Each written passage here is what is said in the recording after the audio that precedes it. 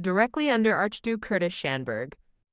A gloved hand from someone in a blue uniform firmly grasps a document, with another lighter-skinned hand also on it, conveying intensity or a struggle over the paper. Chloe, the dark blue-haired woman, looking determined with closed eyes, declares, "I'll do it," as the red-haired woman in a blue dress and Curtis, the blonde-haired man, stand by her. The red-haired woman in a blue dress, looking astonished, questions Chloe's seriousness, while a thought bubble or unseen voice warns that the task will be 100 difficult, advising her not to proceed. Chloe, the dark blue-haired woman, with a subtle smirk and downcast eyes, internally questions why the assignment came to her if no one else desired it. Chloe, the dark blue-haired woman, facing away, explains to the blonde-haired man and the red-haired woman in a blue dress that a 200 quarterly payment would provide for her family for an entire season. Chloe, the dark blue-haired woman, recalls her past as a pauper, thinking that with this income they wouldn't have to endure such hardship for another quarter.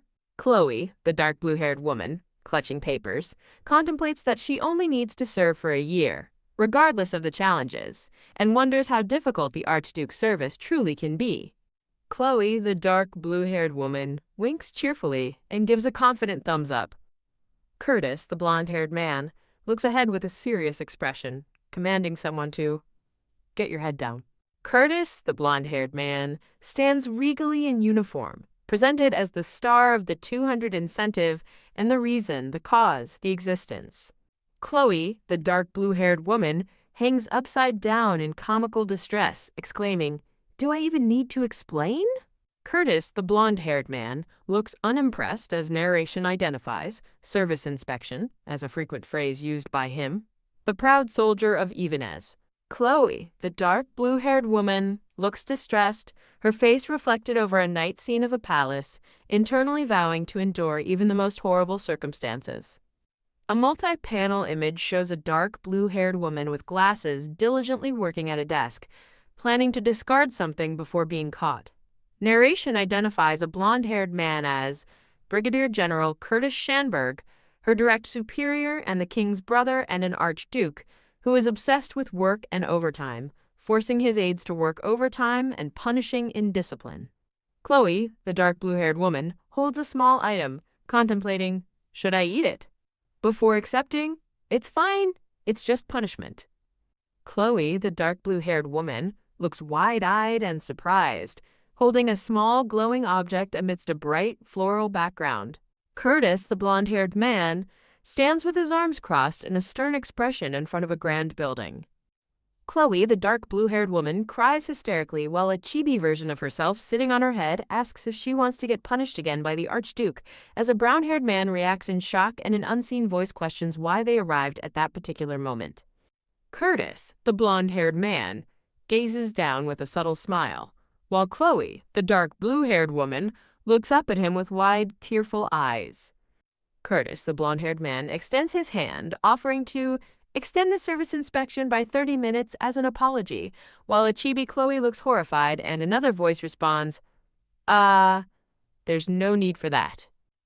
Curtis, the blonde-haired man, smirks confidently, touching his chin. Chloe, the dark blue-haired woman, looks utterly shocked, exclaiming, "What the?" ? Quote. Chloe, the dark blue-haired woman, trembles next to Curtis, the blonde-haired man, as an overlay of chat messages discusses the expensive cost of an assassin versus the risk of hanging for self-action. Curtis then says, "Oh, and," to which Chloe replies, "Yes, please speak, Archduke." Chloe, the dark blue-haired woman, looks intently at Curtis, the blonde-haired man, as they stand facing each other in the palace. Chloe, the dark blue-haired woman, looks wide-eyed and stunned, asking, "What?" Curtis, the blonde-haired man, smirks subtly, looking off to the side. Chloe, the dark blue-haired woman, with a stern expression and a chibi version of herself shouting, "Murder," firmly declares, "Loyalty." A magnificent palace with intricate architecture and a grand fountain is depicted under a bright sky.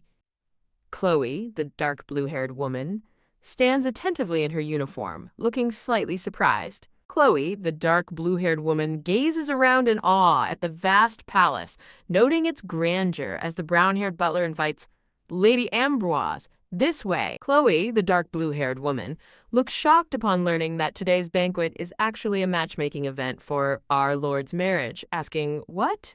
For who?" A shadowy depiction of Curtis, the blonde-haired man, stands beside a red-haired woman holding a fan, with narration revealing the Archduke is supposed to meet with a duchess from Grandland. The brown-haired butler, with a subtle smirk, explains to Chloe, the dark blue-haired woman, that while a duchess like the potential bride would have many matches, our lord has some weaknesses due to his lineage. Chloe, the dark blue-haired woman, looks thoughtful, wondering if the Archduke's weaknesses are why he's being pressured into matchmaking, and internally expresses a desire to discover those weaknesses herself. Chloe, the dark blue-haired woman, and Curtis, the blonde-haired man, stand proudly in their matching white and blue uniforms against an ornate, light-filled background. Chloe, the dark blue-haired woman, looking surprised with a red dot on her nose, comments on their matching clothes looking different, recalling being called a palace rat, while Curtis brusquely tells her to hurry up. Curtis, the blonde-haired man, looks down at Chloe, the dark blue-haired woman, criticizing her wrinkled clothes and lack of ceremonial decorations. Curtis, the blonde-haired man, serenely touches his chest, displaying his impeccably adorned ceremonial uniform. Curtis, the blonde-haired man, gently fastens a medal onto Chloe, the dark blue-haired woman's uniform, as she looks up at him with wide, surprised eyes. Chloe, the dark blue-haired woman, looks stunned with a wide eye, wearing the newly pinned medal, uttering an ellipsis. Curtis, the blonde-haired man, looks straight ahead, his gloved hand resting near his chest, with an ellipsis in his speech bubble. Chloe, the dark blue-haired woman, reacts with a surprised gasp and apology, asking, "What? Did I get shot?" as Curtis stands calmly beside her. Chloe, the dark blue-haired woman, smiles faintly, internally commenting that it's like pearls on a pig's neck while Curtis stands behind her, and she concludes, "I guess not." A charming chibi character with purple hair and a hat clutching a plushie is depicted below a grand palace at night. The opulent interior of a grand palace hall, adorned with a large chandelier and golden accents, shines brightly. The brown-haired butler stands conversing with the brown-haired woman in a green dress. Chloe, the dark blue-haired woman, stands in awe within the grand hall, exclaiming, "Wow!" Curtis, the blonde-haired man, looking displeased, tells Ensign Ambroise to stop looking around, while Chloe, the dark blue-haired woman, looks surprised and asks if the decorations are electric. Chloe, the dark blue-haired woman, looks distressed, apologizing and promising to correct her behavior as Curtis stands with a stern expression, and a chibi version of Chloe cries out, "Miss." The king introduces the pink-haired Duchess Isabel of Glintland in a portrait as the blonde-haired man's intended bride. The blonde-haired man questions why the pink-haired woman is his bride, while the dark blue-haired woman observes the awkward situation. The blonde-haired man and the king engage in a childish argument about the blonde-haired man's arranged marriage, with the blonde-haired man repeatedly refusing. Chloe Ambroise is dismayed, realizing the high-ranking royals are fighting childishly, finding it disheartening. The blonde-haired man, determined, apologizes to the king, stating he has something to say to his brother, which prompts a surprised reaction from the king. The king laughs at the blonde-haired man's thought of having a promised woman, questioning if he expects him to believe such a claim. The blonde-haired man dramatically pulls the wide-eyed Chloe Ambroise into his embrace. Holding Chloe Ambroise close, the blonde-haired man confidently declares that she is the woman he promised to marry. The blonde-haired man continues to hold Chloe Ambroise, who stares in wide-eyed shock at his unexpected declaration. Chloe Ambroise seethes in furious anger, wishing to punch the blonde-haired man. Chloe Ambroise's rage intensifies, wanting to humiliate the blonde-haired man instead. In a lavish room, the blonde-haired man stands with his back turned, facing Chloe Ambroise. Chloe Ambroise smiles as she commands the blonde-haired man to lower his head, and he looks at her with a serious expression. Chloe Ambroise looks away with a serious expression, while a small, purple-haired chibi figure sits on her shoulder. The blonde-haired man stares intently, surrounded by a subtle blue glow. Rippling blue water fills the scene as a thought dismisses something as, never mind. Chloe Ambrose speculates that Junwi's hair would have been cut if he hadn't tied it up, and Junwi asks for clarification. Chloe Ambrose eerily clarifies that it's his neck that would be cut, holding an apple with a mischievous smirk. The blonde-haired man appears annoyed, contemplating how Chloe Ambrose claims to go home while not actually going. The blonde-haired man smiles brightly as he harshly criticizes a report he received, demanding it be rewritten. Chloe Ambrose, with arms crossed, sarcastically suggests the kneeling blonde-haired man boil his report. The blonde-haired man looks worried, while Chloe Ambrose appears upset, with an ominous red atmosphere between them. The blonde-haired man introduces Chloe Ambrose as his love, who recently visited, as the king watches. Chloe Ambrose looks utterly shocked at the blonde-haired man's announcement, while he maintains a serious demeanor. The blonde-haired man charmingly calls Chloe Ambrose a little dumb, prompting her to furiously yell, "What the hell?" Chloe Ambrose frantically questions the blonde-haired man's strange statements, warning him of trouble if he doesn't correct his actions immediately. The blonde-haired man stands thoughtfully, a translucent image of himself reflecting his contemplation. The blonde-haired man seems to communicate with a translucent blue projection of himself, who promises to explain everything later using a special skill. Chloe Ambrose appears confused and stressed, as the blonde-haired man's special communication skill has no effect on her, leaving her unable to understand. Chloe Ambrose, standing beside the blonde-haired man, is bewildered by the situation, questioning what the heck. Chloe Ambrose stares wide-eyed, completely overwhelmed and confused by the unfolding events. The blonde-haired man lists numerous benefits and favors to a distressed Chloe Ambrose while holding her hand. The king questions why the blonde-haired man is suddenly holding Chloe Ambrose's hand so tightly. Chloe Ambrose's eyes are wide with shock, reflecting her astonishment at the ongoing situation. The blonde-haired man dramatically questions why he is being forced into marriage if it isn't for true love. The blonde-haired man solemnly considers the possibility of losing his right to the throne, symbolized by a crown. A romantic tarot-like card appears, but the narrator states the Archduke currently has no romantic interest. The king would approve if the Archduke found a commoner to marry to avoid his situation, but this would cause him to lose his throne. The Archduke faces a terrible dilemma: be sold abroad or marry a commoner and lose his throne with no good options. As a variable in the Archduke's dilemma, the speaker, from a poor but minor noble family, emerges with her own plan. Chloe Ambrose is identified as the strategic variable who could solve the Archduke's problem. The king expresses suspicion, asking Chloe Ambrose if her terms aren't too advantageous. The blonde-haired man keenly observes, asking Chloe Ambrose if he's wrong about her constant need for money. Chloe Ambrose's wide pink eyes reflect her surprise at the blonde-haired man's accurate observation. A younger Chloe Ambrose and a boy joyfully recall a memory of eating soaked bread, highlighting their past poverty. Chloe Ambrose stands in an elegant blue dress, with a brown-haired man standing formally behind her. Chloe Ambrose stands shocked, realizing that negotiations are not supposed to occur after the price has been paid. Chloe Ambrose looks stunned, covering her mouth, as the blonde-haired man calmly asks, "What?" Chloe Ambrose looks deeply flustered and blushing, indicating she is moved by the situation. The blonde-haired man gently lifts Chloe Ambrose's chin, their faces close as she blushes, surprised by his touch. The Archduke holds Chloe Ambrose's arm in a lavish room filled with nobles, including the king, as a loud "dong" sound erupts. Chloe Ambrose looks distressed, pressing her hands together, while Junwi and Duchess Isabel observe her in a grand room. Curtis holds Chloe Ambrose's hand, who looks startled, and he declares that this is exactly what he had hoped for. Curtis and Junwi sit opposite each other in a lavish room, where Junwi states that 15 days is not enough time. A decorative banner unfurls, presenting the title History of Ivanez.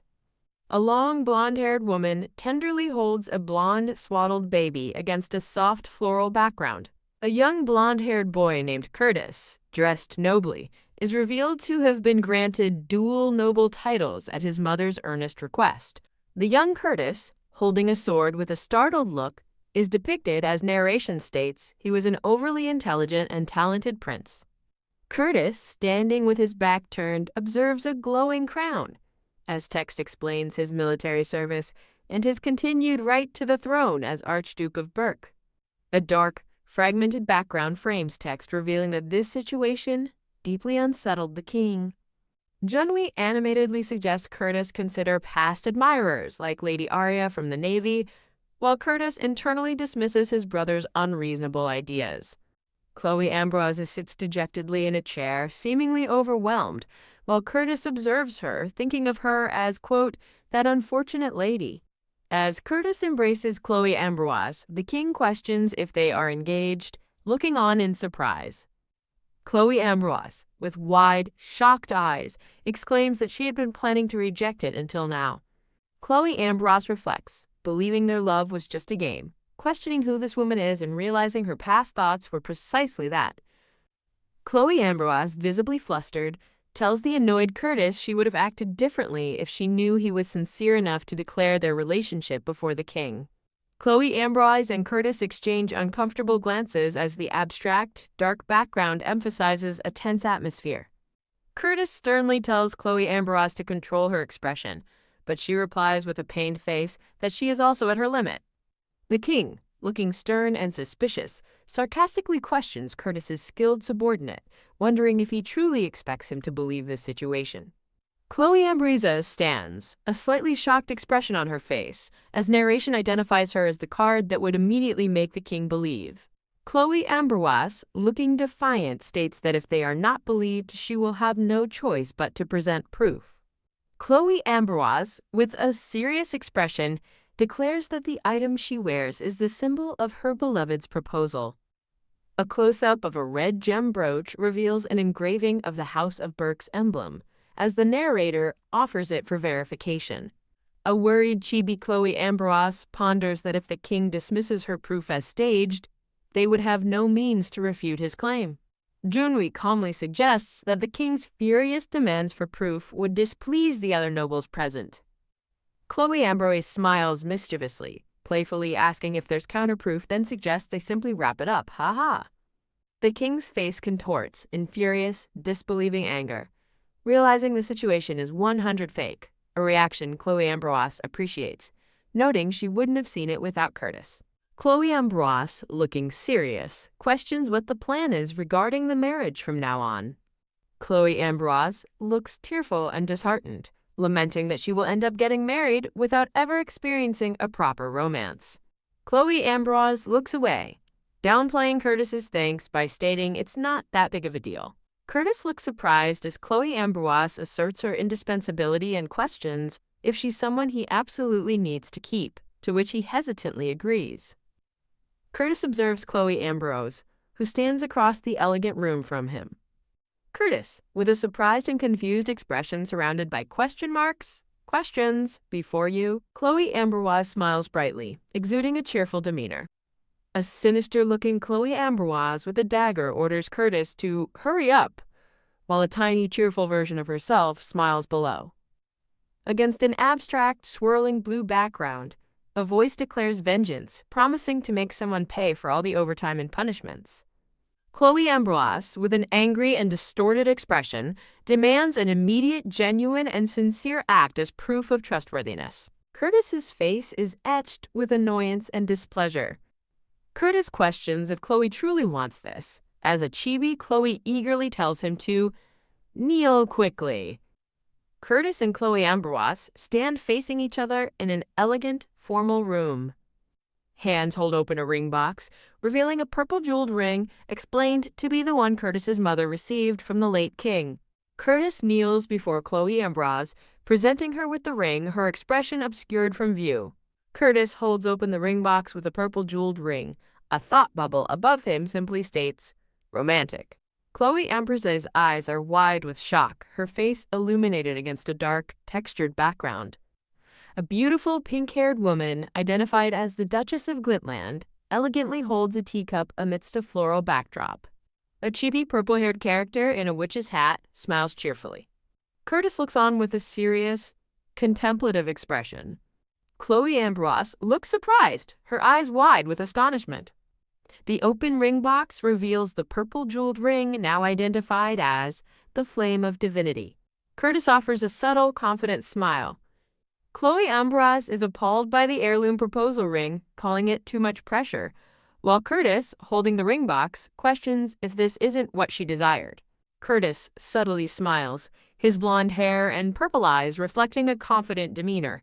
Chloe Ambrose firmly states that Curtis initially obstructed her path to marriage, then sought her help, which she provided, and now, regardless of events, she dictates the terms of their agreement. Chloe Ambrose expresses concern for her family, who now face scrutiny from other nobles due to her sudden engagement with Curtis. Chloe Ambrose acknowledges that even for a fortune, this marriage isn't something she'd willingly choose, but accepts that avoiding it is no longer an option. Chloe Ambrose declares her intention to hold the power in their contract, making her terms crystal clear. Chibi Chloe Ambrose, with a sheepish expression, wonders if she might have been too aggressive. Chloe Ambrose's intense, swirling red eye shows her internal struggle, debating whether to hold back but concluding she must stand firm. Curtis smiles confidently, his purple eyes gleaming. Chloe Ambrose addresses Curtis with a determined yet slightly nervous smile. Curtis and Chloe Ambrose stand face to face in an elegant room, exchanging a knowing glance. Chloe Ambrose looks down at Curtis, who is now kneeling on the floor, surrounded by glowing blue energy, following an apparent impact. Curtis, rubbing his head, declares that despite any repercussions, Chloe Ambrose is precisely the bride he has been seeking. Chloe Ambrose, with a bright smile, clarifies that Curtis means someone who handles business well. Curtis confirms her interpretation, adding that he particularly values her sharp insight into his intentions. Curtis faces Chloe Ambrose, who appears surprised as he proposes to her once more. Curtis gently holds Chloe Ambrose's hand amidst a soft floral background, her expression unreadable. Chibi Chloe Ambrose contemplates her new role, musing if she is now a temporary master rather than a mere stray dog. Curtis questions Chloe Ambrose if she dislikes the arrangement, to which she replies that she has no alternative. Chloe Ambrose, with a serious and resolute expression, declares that she will become Curtis's temporary master. A gloved hand presents the purple jeweled ring in an open box, as an unseen speaker states that his mother's life changed when she wore it. Chloe Ambrose looks thoughtfully at a gold ring now worn on her right ring finger. Chloe Ambrose's tearful eye reveals her shock and realization that they are truly engaged. An unseen speaker, likely Chloe, expresses outrage at Curtis, who is depicted with a bare torso and unbuttoned shirt, thinking of him as a perverted man. An unseen speaker continues to protest, asserting that even as a couple, their relationship is strictly business, while a smaller voice questions what they are talking about, as a grand palace is shown at night. Chibi Chloe Ambrose blushes profusely, holding her chest in embarrassment, finding the situation unbelievable. An exterior shot displays a magnificent, sprawling palace under a clear sky. A character with dark blue hair, likely Chloe Ambrose, is shown drawing a portrait at a desk, prompting another character to recall suspicions about Chloe secretly sketching the Archduke's portrait, which was merely a crude sketch with holes. Chiaobi Chloe Ambrose cries in frustration, lamenting that others don't understand her feelings, while the dark brown-haired boy points and Junwi, the light brown-haired man, questions if it was really like that. Chloe Ambrose tells Leah, her dark blue-haired younger sister, that the situation just happened, as Leah angrily questions why Chloe called Curtis unpleasant just days ago. Chloe Ambrose, with a subtle smirk, dismisses Curtis as a fool who doesn't understand her feelings, while Leah demands honesty, suggesting Chloe is being sold for money. Chloe Ambrose looks downcast, confirming that Leah's blunt assessment about being sold for money is true. Leah, Chloe Ambrose's younger sister, looks distraught and asks if she is an idiot, questioning who would marry someone for money. Chloe Ambrose, with a comically furious expression, demands to know if Leah is her sister or her enemy, grabbing her face. Chloe Ambrose forces a tearful smile as an unseen speaker states the marriage will happen in 7 days. An elegant building with ornate windows stands against a bright sky, signaling a change of scene. Duchess Isabel, the pink-haired woman, her face obscured, holds a book and quietly questions if this is all. The reddish brown-haired man, seen from behind, reflects on feeling as if he had seen a ghost, wondering how the woman could have such a terrifying face. Curtis embraces Chloe Ambrose, who looks uncomfortable, while the green-haired man Junwi below appears shocked and asks if this can even be called affection, as Chloe cries out, "Darling!" A newspaper article featuring black and white images of Curtis and Chloe Ambrose details how Archduke Schanberg refused a political marriage for his current lover, supported by Prince Frederick, causing an uproar. The reddish-brown-haired man indignantly questions the royal's behavior, expressing frustration over Archduke Schanberg and now his son, while Duchess Isabel apologizes for unintentionally causing turmoil. The reddish-brown-haired man, covering his eyes in distress, insists he should be the one apologizing for a royal so openly disregarding national interests. Duchess Isabel, holding a teacup, listens as the reddish-brown-haired man considers that this situation might actually benefit the royal family. Duchess Isabel, fanning herself with a confident smile, thinks that such an outcome is preferable to someone neglecting national interests for personal gain. A chibi reddish-brown-haired man, the king, smiles with arms crossed next to Duchess Isabel. The chibi king smiles knowingly, as an unseen speaker, likely Duchess Isabel, remarks that he has a valid point and that the Duke is quite astute. Duchess Isabel sits elegantly on a couch while the reddish-brown-haired man, the king, standing nearby, invites her to stay longer, to which she graciously accepts. An exterior view of a grand palace is shown as an unseen speaker departs, bidding farewell, and another, likely Duchess Isabel, responds respectfully to, "Your Majesty." Duchess Isabel dramatically throws her hands out in furious frustration, exclaiming, "Damn it!" Duchess Isabel looks deeply distressed, holding her forehead in her hand. An unseen speaker questions the location of the dowry items, and another unseen voice confirms they are stored in the next room. Duchess Isabel, the pink-haired woman, stands observing large wooden crates in an opulent room, while a maid waits nearby, the sound of thump-thump suggesting activity. A gloved hand reaches for an ornate green and gold urn displayed within a protective glass case, part of the valuable dowry. At night, outside a grand palace, a voice announces the arrival of Warrant Officer Chloe Ambrose, and an unseen speaker inside invites her to enter. Chloe Ambrose stands with her back to the camera as Curtis, the blonde-haired man, and Junwi, the light brown-haired man, ask if her family has settled in, and Chloe gives a hesitant reply.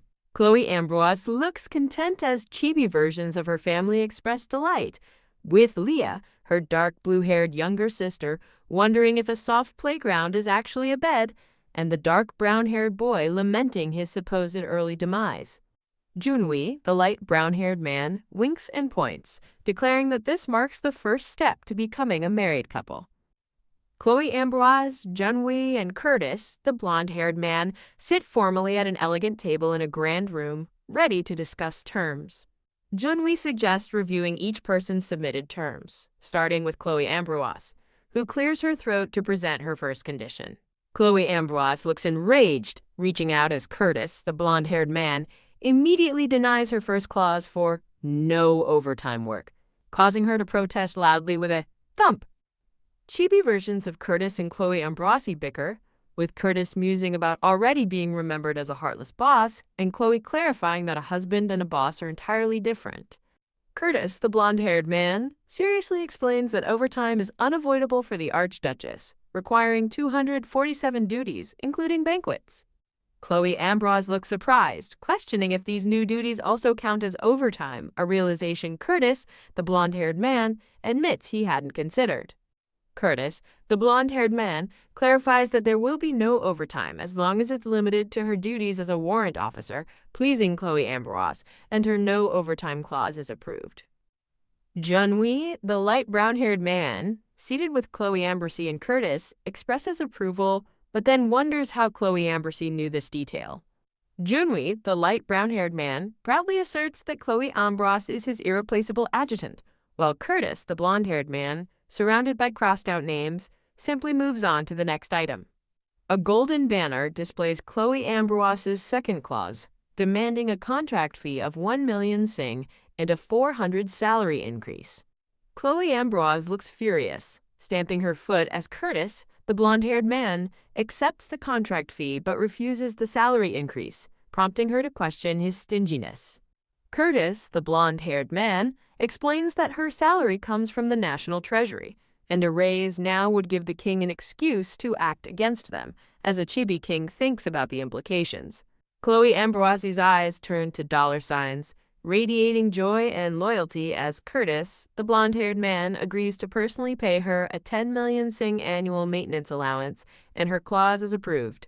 Junwi, the light brown-haired man, smiles softly, looking content with the negotiations while holding a document. Chloe Ambroise, the dark blue-haired woman, looks distressed. Realizing Curtis, the blonde-haired man, is annoyed, thinking she's conducting another service inspection, which she vehemently denies. Junwi, the light brown-haired man, looks contemplative, quietly pondering the ongoing negotiations. Curtis, the blonde-haired man seated at the table with Chloe Ambroise and Junwi, questions the meaning of Chloe's new proposal. Curtis, the blonde-haired man, asks Chloe Ambroise if she thinks he's a magical wish-granting lamp, but she insists her requests are well considered. Chloe Ambroise explains to Curtis, the blonde-haired man, that her current actions openly defy the king, a point he acknowledges is true. Chloe Ambroise argues that if the king becomes angry, he would target her and her family more easily than Curtis, to which he agrees, stating that is also true. Chloe Ambroise smiles, concluding that her and her family's lives would be in greater danger than his, leading Curtis, the blonde-haired man, to understand that she expects him to prioritize her interests 3 times during their contract.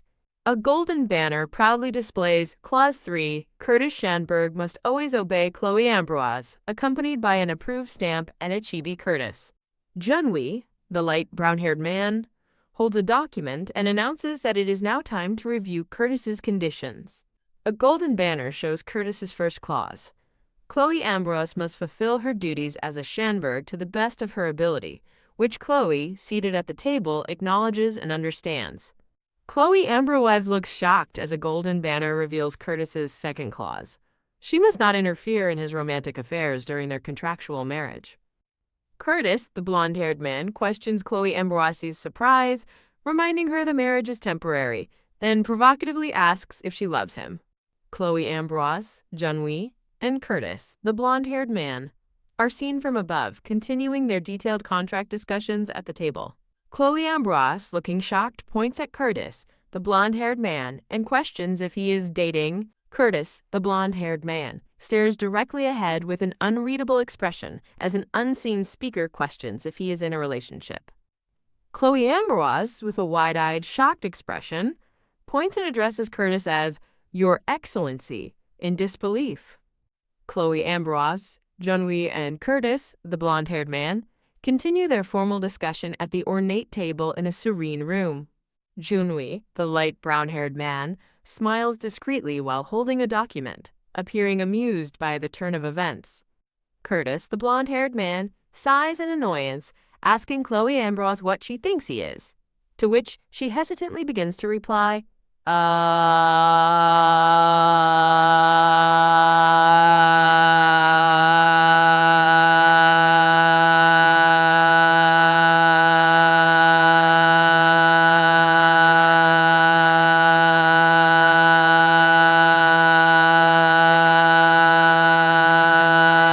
Chloe Ambroise smiles brightly, suggesting Curtis, the blonde-haired man, is a robot, as a glowing robot-like figure of Curtis displays messages about performing service inspection and restarting. Chloe Ambroise, with a triumphant smirk, warns Curtis, the blonde-haired man, that he's going straight to the dungeon for violating Clause 3, while a small robot vacuum cleans tufts of hair.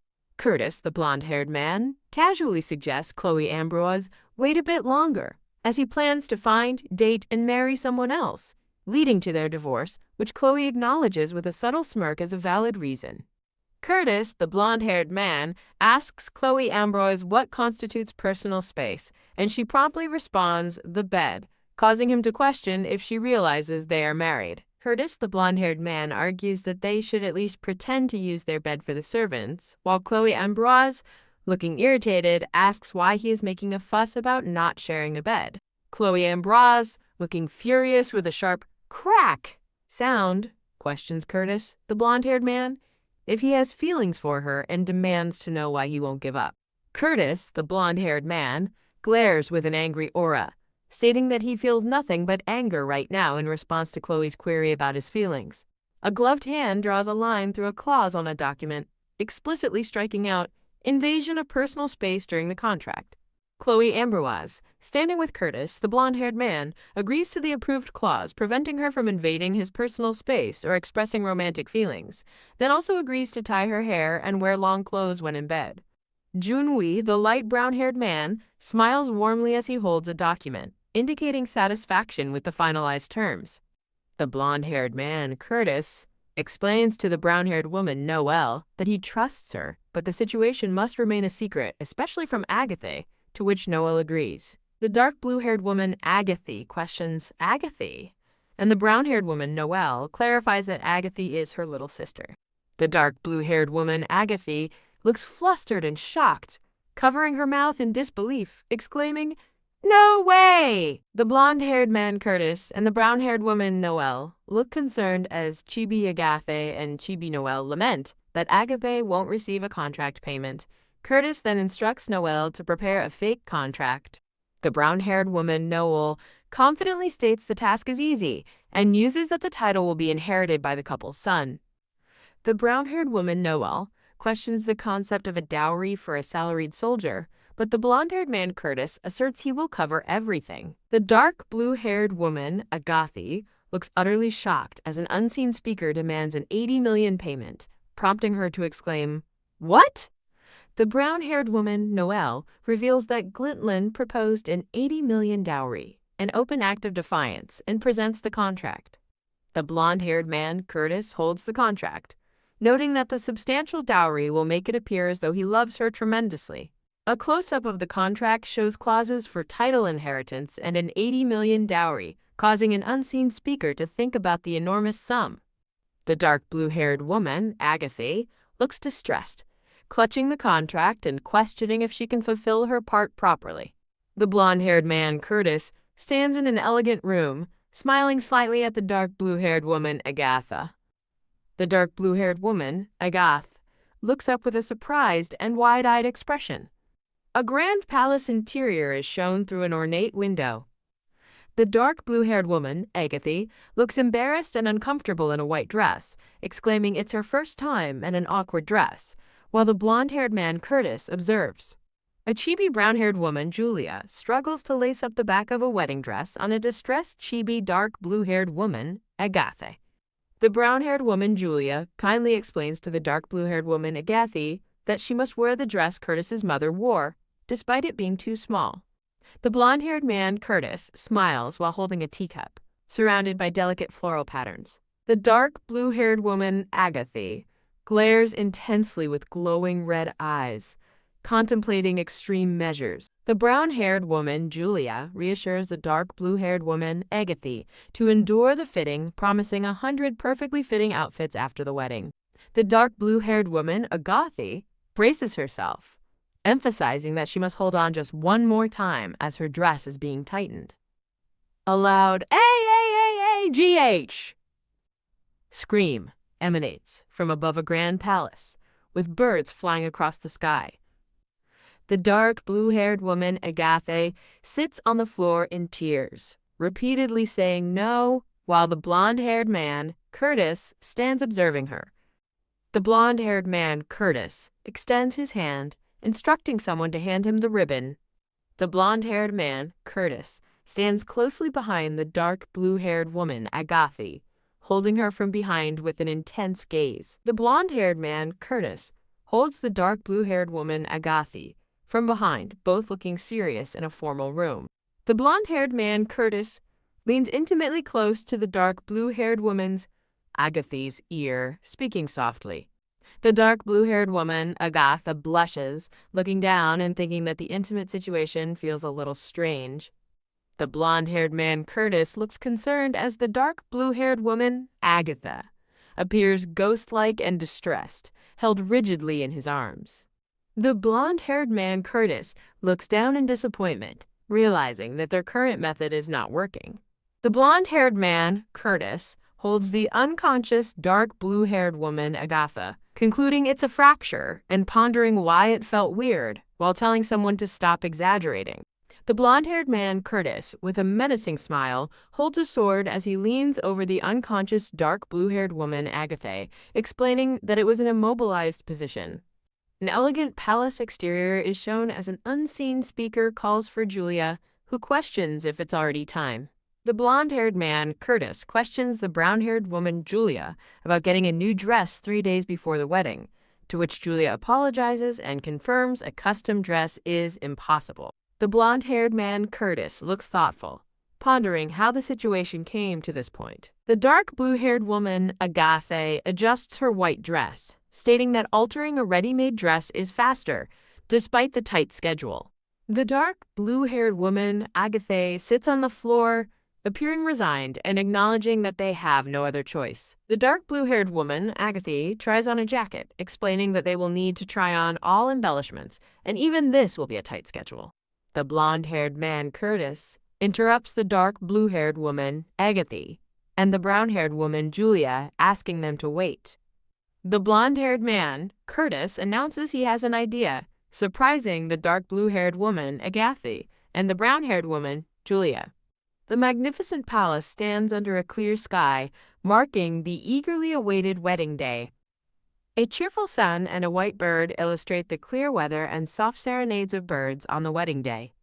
The blonde-haired man, Curtis, in a white and purple outfit, adjusts his collar, presented as the star of the wedding. The dark blue-haired woman, Agatha, in a similar outfit, looks utterly exhausted with a sigh, described as the beautiful bride. The dark blue-haired woman, Agatha, slumped over, attributes her exhaustion to the blonde-haired man, Curtis, reflecting on the many intricate tasks of the sacred ceremony. The dark blue-haired woman, Agatha, sarcastically remarks that it was easy for Curtis, who retorts she should have been born into royalty if she's jealous, leaving Agatha frustrated.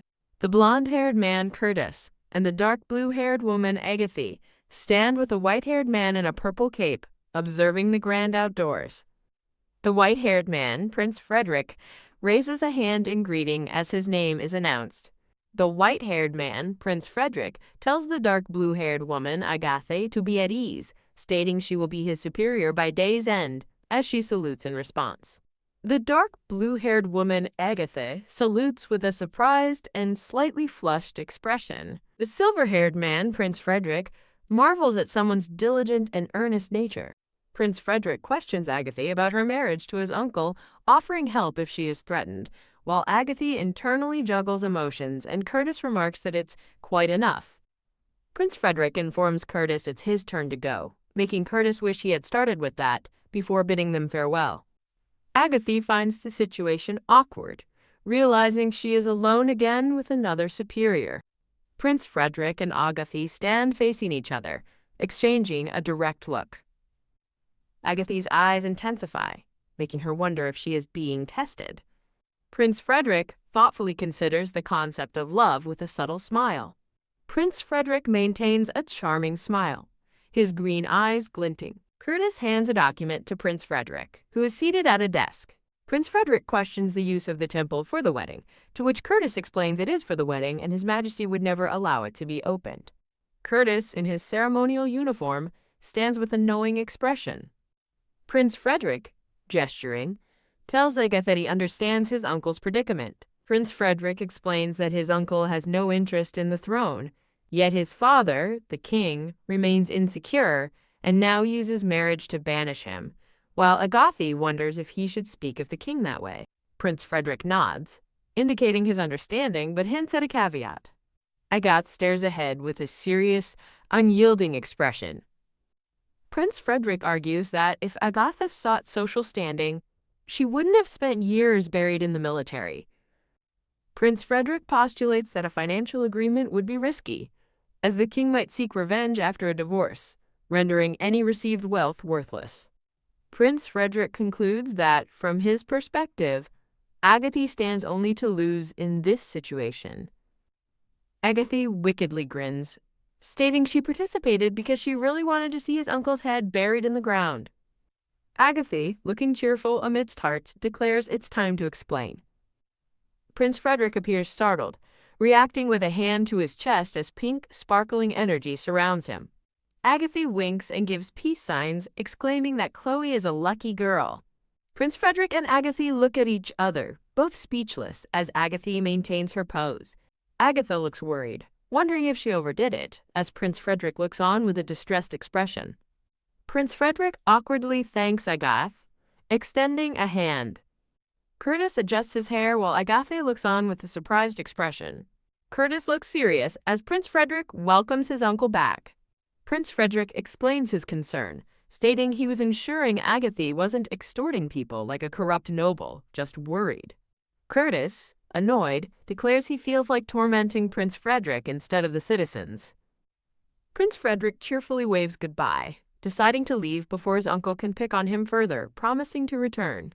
Agatha stares ahead with a stern, slightly irritated expression. Onlookers express their surprise and excitement about the Grand Duke Berg's unexpected marriage. 3 elegantly dressed women gossip, with the red-haired woman guest exclaiming in feigned shock how vulgar it is. The light brown-haired man guest comments that effort is necessary since the bride comes from a family of no standing. The red-haired woman guest points out that the bride's family consists only of children, with no parents present.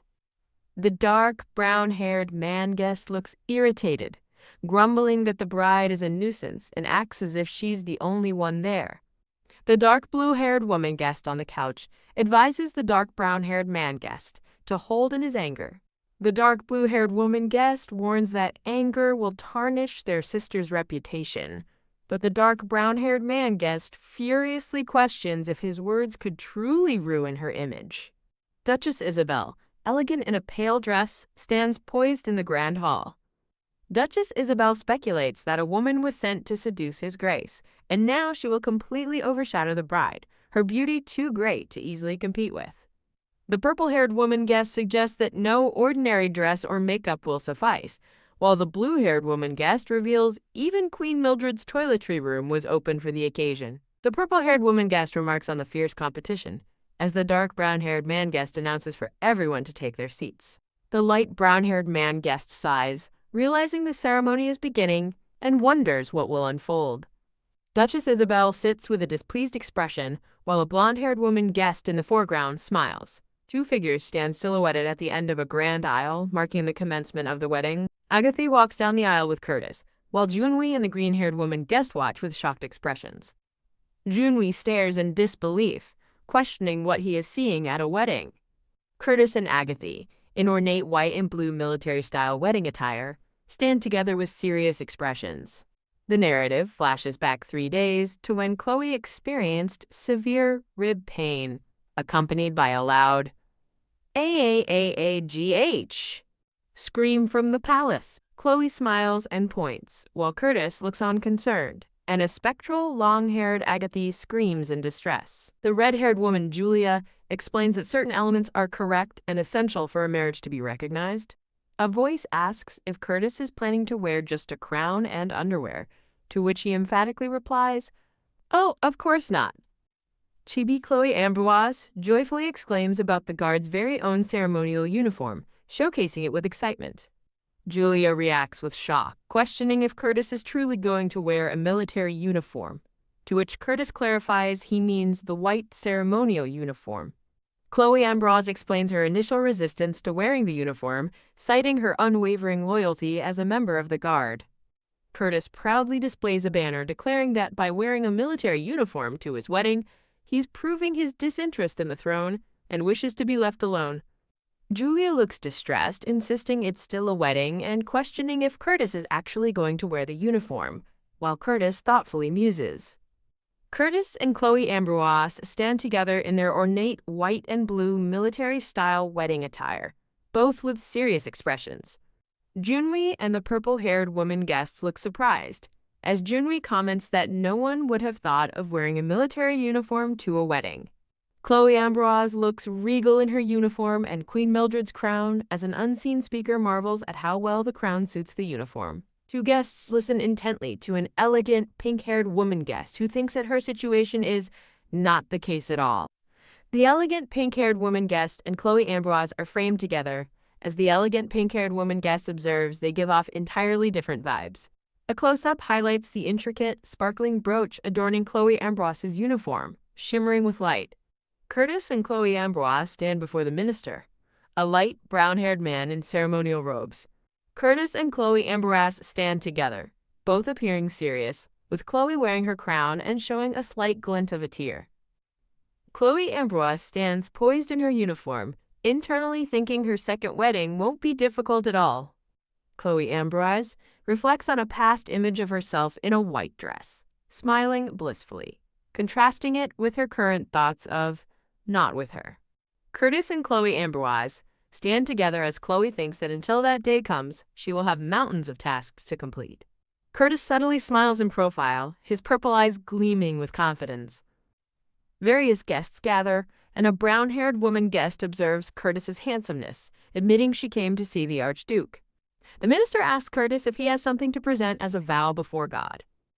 Curtis leans intimately towards Chloe Ambroise, placing a hand on her back, drawing her close.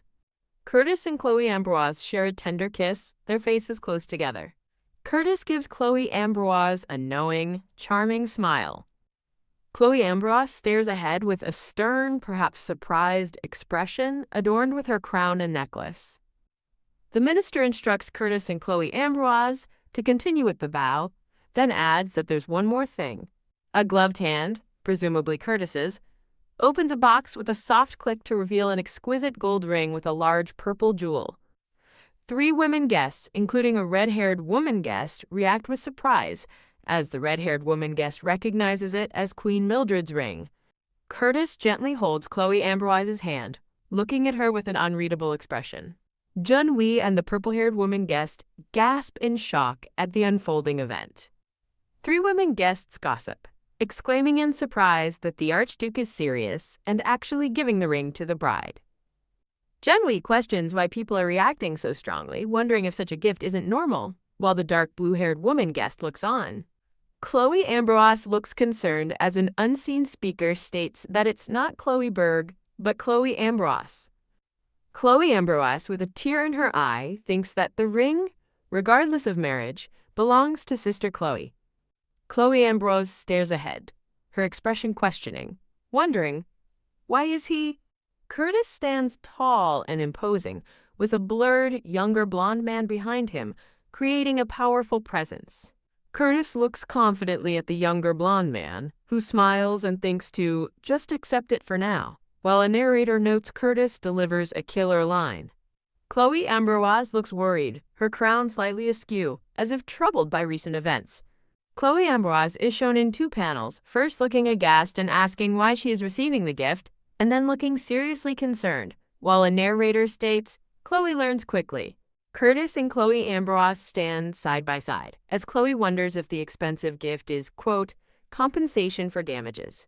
Curtis smiles knowingly while Chloe Ambroise looks shocked and distraught, questioning what kind of damage could justify such an expensive offering. Chloe Ambroise is shown in profile against a dark background, lost in thought. Chloe Ambroise stares wide-eyed, directly ahead, in a moment of intense realization against a dark background.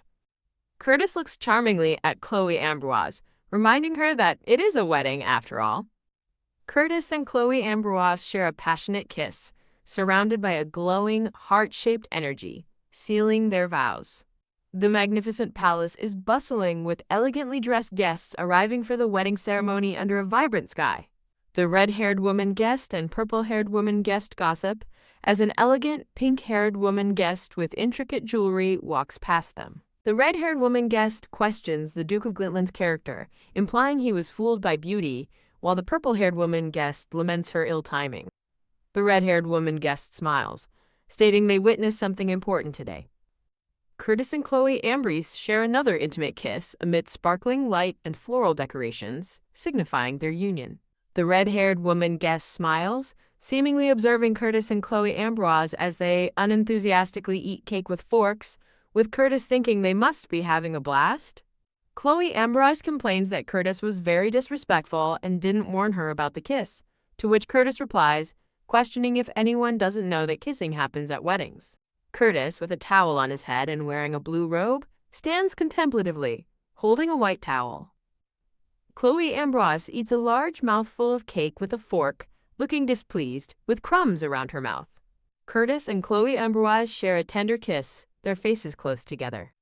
A chibi Chloe Ambrose looks comically upset with cake crumbs on her face, while Curtis sternly tells her to clean it properly because it's bleeding. Chloe Ambrose drinks from a mug as Curtis, drying his head with a towel, declares he will sell the compensation goods for profit and states she can do whatever she wants after the divorce. Chloe Ambrose, holding a mug, looks surprised and questions if there are still tasks to complete after the wedding ceremony. Chloe Ambrose walks behind Curtis, who states it's her first day as a duchess, and she wonders if there will be servants at the mansion, hoping not.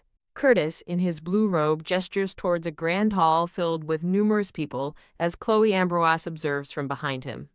Chloe Ambrose looks shocked, holding up a hand, with Curtis partially visible behind her. A large group of maids and butlers are formally lined up in the palace hall. Curtis smiles mischievously, revealing that approximately 80 of the assembled staff are spies for Her Majesty. The magnificent palace is shown in a wide exterior shot under a vibrant sky. Philip Deltang, a man with dark hair and a mustache, adjusts his tie, introducing himself as a very distinguished butler. Philip Deltang stands with several maids and a male servant, explaining that these are the servants employed by the Berg family and that he manages all of them. A dramatic night scene of the palace unfolds as an unseen speaker reacts in shock, questioning the meaning of the situation. Philip Deltang looks utterly shocked as he internally processes the question of becoming the butler for the Berg family. A man on a throne instructs the kneeling brown-haired man, Philip Deltang, to report all of Curtis's movements and, if possible, find his weaknesses. The reddish-brown-haired man, the king, smiles cunningly, completing his thought about finding Curtis's weaknesses. Philip Deltang holds a stack of reports marked Curtis's work and reports day and night, internally wondering why the Duke is such a diligent workaholic. Chloe Ambrose stands with her arms crossed, looking serious in her military-style uniform, against a pink floral background. Philip Deltang asks Lieutenant Monfils when the couple will arrive as he needs to greet her, to which Lieutenant Monfils replies that they are tired. Philip Deltang expresses his annoyance that the Duchess is already getting arrogant and cheeky, but insists they will wait for her arrival.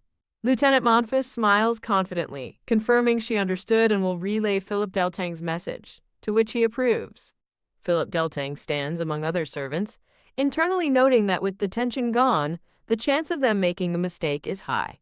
Curtis and Chloe Ambrose walk side by side in the grand hall, as an unseen thought expresses the intention for them to make a fool of themselves in front of all the servants. Philip Deltang looks smug, internally thinking that things are proceeding just as he expected, while two female servants gossip behind him. Philip Deltang bows respectfully to Curtis and Chloe Ambrose, thinking that the mansion will surely be filled with energy now. Chloe Ambrose extends her hand to Philip Deltang, introducing herself and expressing a need for his help, while Philip Deltang looks surprised, questioning if she is offering a handshake.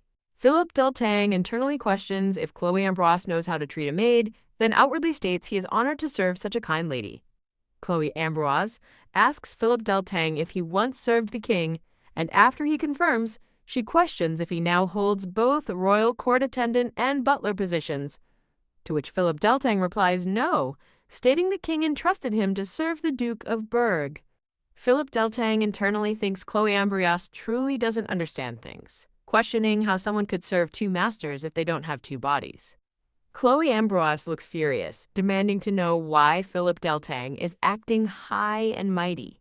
Philip Deltang and two female servants look utterly shocked, with Philip Deltang gasping, "What?" Curtis stands next to a stern-looking Chloe Ambrose as Philip Deltang internally notes her attitude changed instantly and decides it's time to get on with the performance. Philip Deltang bows his head, apologizing and admitting he didn't notice the situation. Curtis and Chloe Ambrose stand together as Chloe Ambrose smiles faintly, questioning Philip Deltang if he was eagerly planning something to see her face even before she was married. Philip Deltang looks flustered, denying Chloe Ambrose's accusation, while Curtis sternly asks him what else it could be then. Chloe Ambrose questions Philip Deltang if boasting about his incompetence, especially not knowing his master's status is his hobby, to which he insists it's not that, but that he's been busy with wedding preparations. Philip Deltang looks distressed, questioning if it's his fault again with a triple exclamation. Chloe Ambroise, with a calm but firm expression, suggests she thought Philip Deltang was serving the king, who is of lower rank than them, and questions if he wasn't. Chloe Ambroise, with Philip Deltang in the background, questions his rude and sarcastic behavior, asking if he was trying to start a fight from the moment he offered a handshake. Philip Deltang, looking flustered, clarifies it's a misunderstanding and he was genuinely complimenting her beauty, not being sarcastic. Chloe Ambroise smiles sinisterly, asking Philip Deltang if he doubted her beauty and wanted to see for himself, while he reacts with wide-eyed shock and a clenched fist. Philip Deltang frantically insists she is misunderstood, claiming he called her beautiful purely out of joy. Philip Deltang desperately asserts he genuinely thinks she is pretty, while Chloe Ambroise, looking unimpressed, dryly responds, "Oh, my darling." Curtis, with his arm around Chloe Ambroise, smiles knowingly, observing that she's quite soft in the mansion and doesn't need to repeat herself to subordinates, as the mansion isn't the military. Chloe Ambroise looks exasperated, internally wondering if Philip Deltang is truly a total fool to be judgmental again after just being scolded. Philip Deltang looks flustered, insisting he wasn't trying to judge her grace and was merely trying to compliment her. Philip Deltang questions Chloe Ambroise's meaning, unsure of her previous statement. Chloe Ambroise, with a subtle smirk, recalls Philip Deltang's earlier offering of a handshake. Philip Deltang attempts to explain his handshake as a customary greeting, but Chloe Ambroise sarcastically questions if she's not even a customary lady worthy of a hand kiss, while Curtis observes and Philip Deltang insists he didn't mean that. Chloe Ambroise firmly tells Philip Deltang that while she accepts corrections on etiquette, she won't tolerate his passive-aggressive aristocratic backhandedness, which felt like reading a manual on such behavior. Philip Deltang compliments the estate's future brightness to Curtis and Chloe Ambroise, though a narrative quote translation reveals his thoughts of being qualified to judge her. He then states he's honored to serve a lady whose hand he can kiss, which a second narrative quote translation interprets as questioning her basic noble etiquette.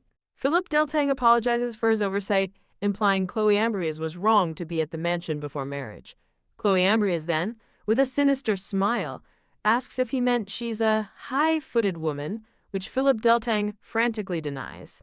Philip Deltang, with a hand to his chest, sincerely declares his utmost loyalty in serving Archduchess Chloe Ambroise. Philip Deltang's confidence wavers as he observes the other servants looking away in discomfort, suggesting he's been caught in his previous behavior. Philip Deltang looks utterly distraught, wondering if Chloe Ambroise is far more skilled than him. Chloe Ambroise smiles smugly, looking down at a tiny, flustered Philip Deltang, who, in a lower panel, appears overwhelmed by the realization of her formidable skill. Curtis and Chloe Ambroise stand tall as Philip Deltang prostrates himself, sincerely apologizing to the Archduchess. Philip Deltang bows, apologizing for his excitement in serving a new master, while a thought bubble ominously warns him he may have to serve a new master again. Philip Deltang remains prostrate, contemplating the unsettling idea of serving a new master yet again. Philip Deltang looks worried, clearly troubled by the suggestion of changing masters once more. Curtis and Chloe Ambroise stand together as Philip Deltang, unseen, internally assures himself they cannot fire him since the king sent him. Curtis and Chloe Ambroise share a chilling, wide-eyed smile, making Philip Deltang, unseen, question if he actually can be fired.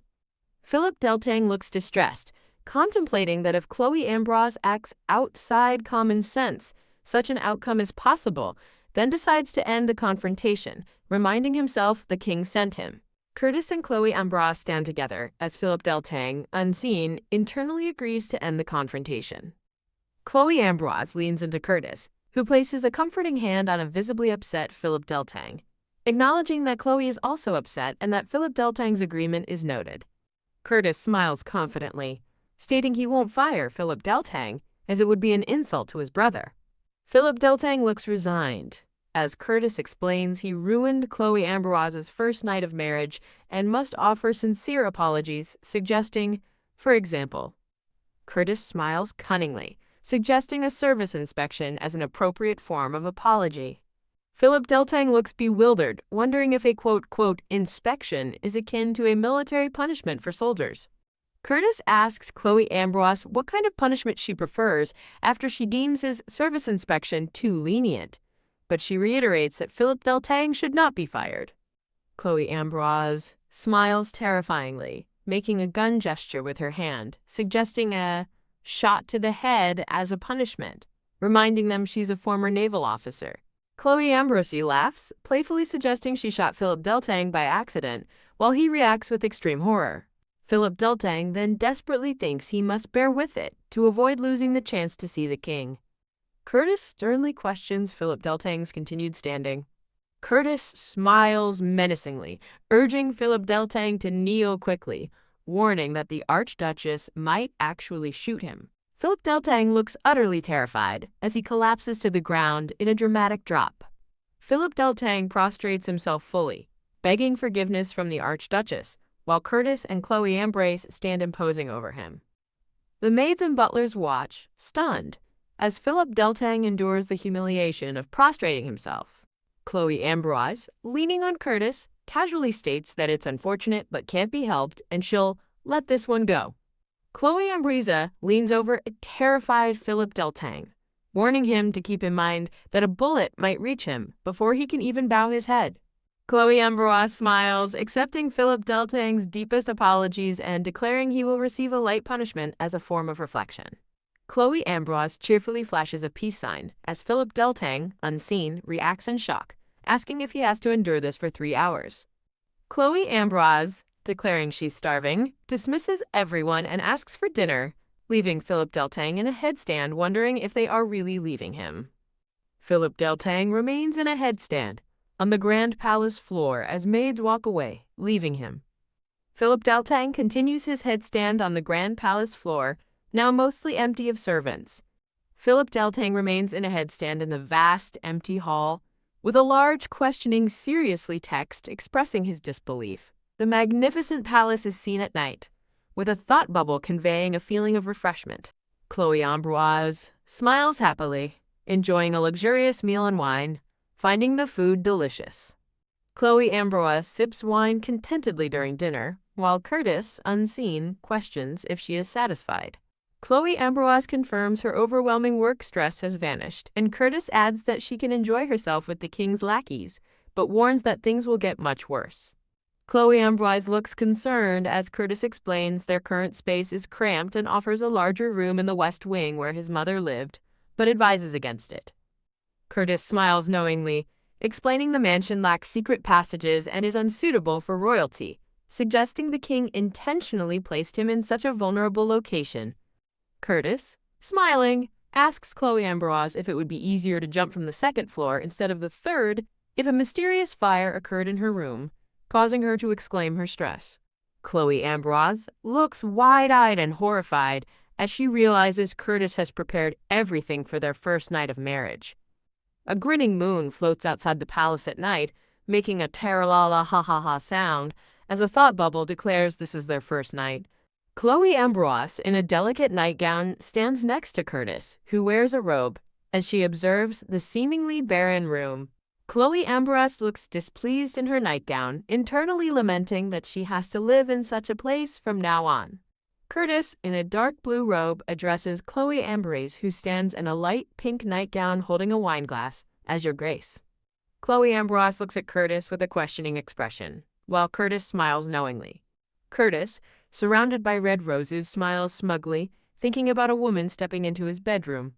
Chloe Ambrose looks unamused as a red alarm light flashes and text warns of bullshit detected. Chloe Ambrose's internal monologue declares a, quote, bullshit speaker should be executed by firing squad. Then she looks panicked, frantically patting her waist as she realizes she has no gun. Curtis laughs mischievously, asking if Chloe Ambrose was looking for a gun, and then teases that she is fun to tease, much to her obvious annoyance. Curtis smiles with a closed eye, pleased that this was the reaction he desired, affirming this is how it should be. Chloe Ambrose recalls the distance earlier while standing formally beside Curtis, both looking serious. Chloe Ambroise recalls the impulsive gift as Curtis formally presents her with a gift, both in ceremonial attire. Chloe Ambroise recalls even the kiss as she and Curtis share a passionate embrace. A hand taps a chair as an unseen speaker questions if one shouldn't be glad their husband isn't a stiff man clinging to premarital purity.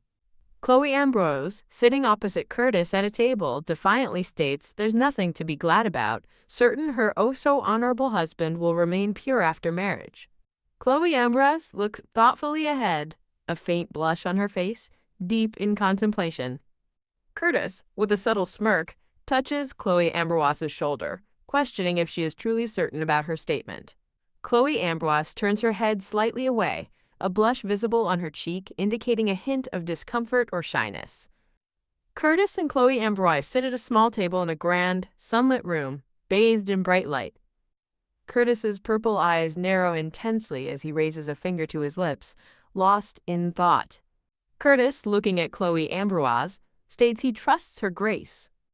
Curtis looks surprised and confused as Chloe Ambroise declares she trusts his inhumanity more than his humanity.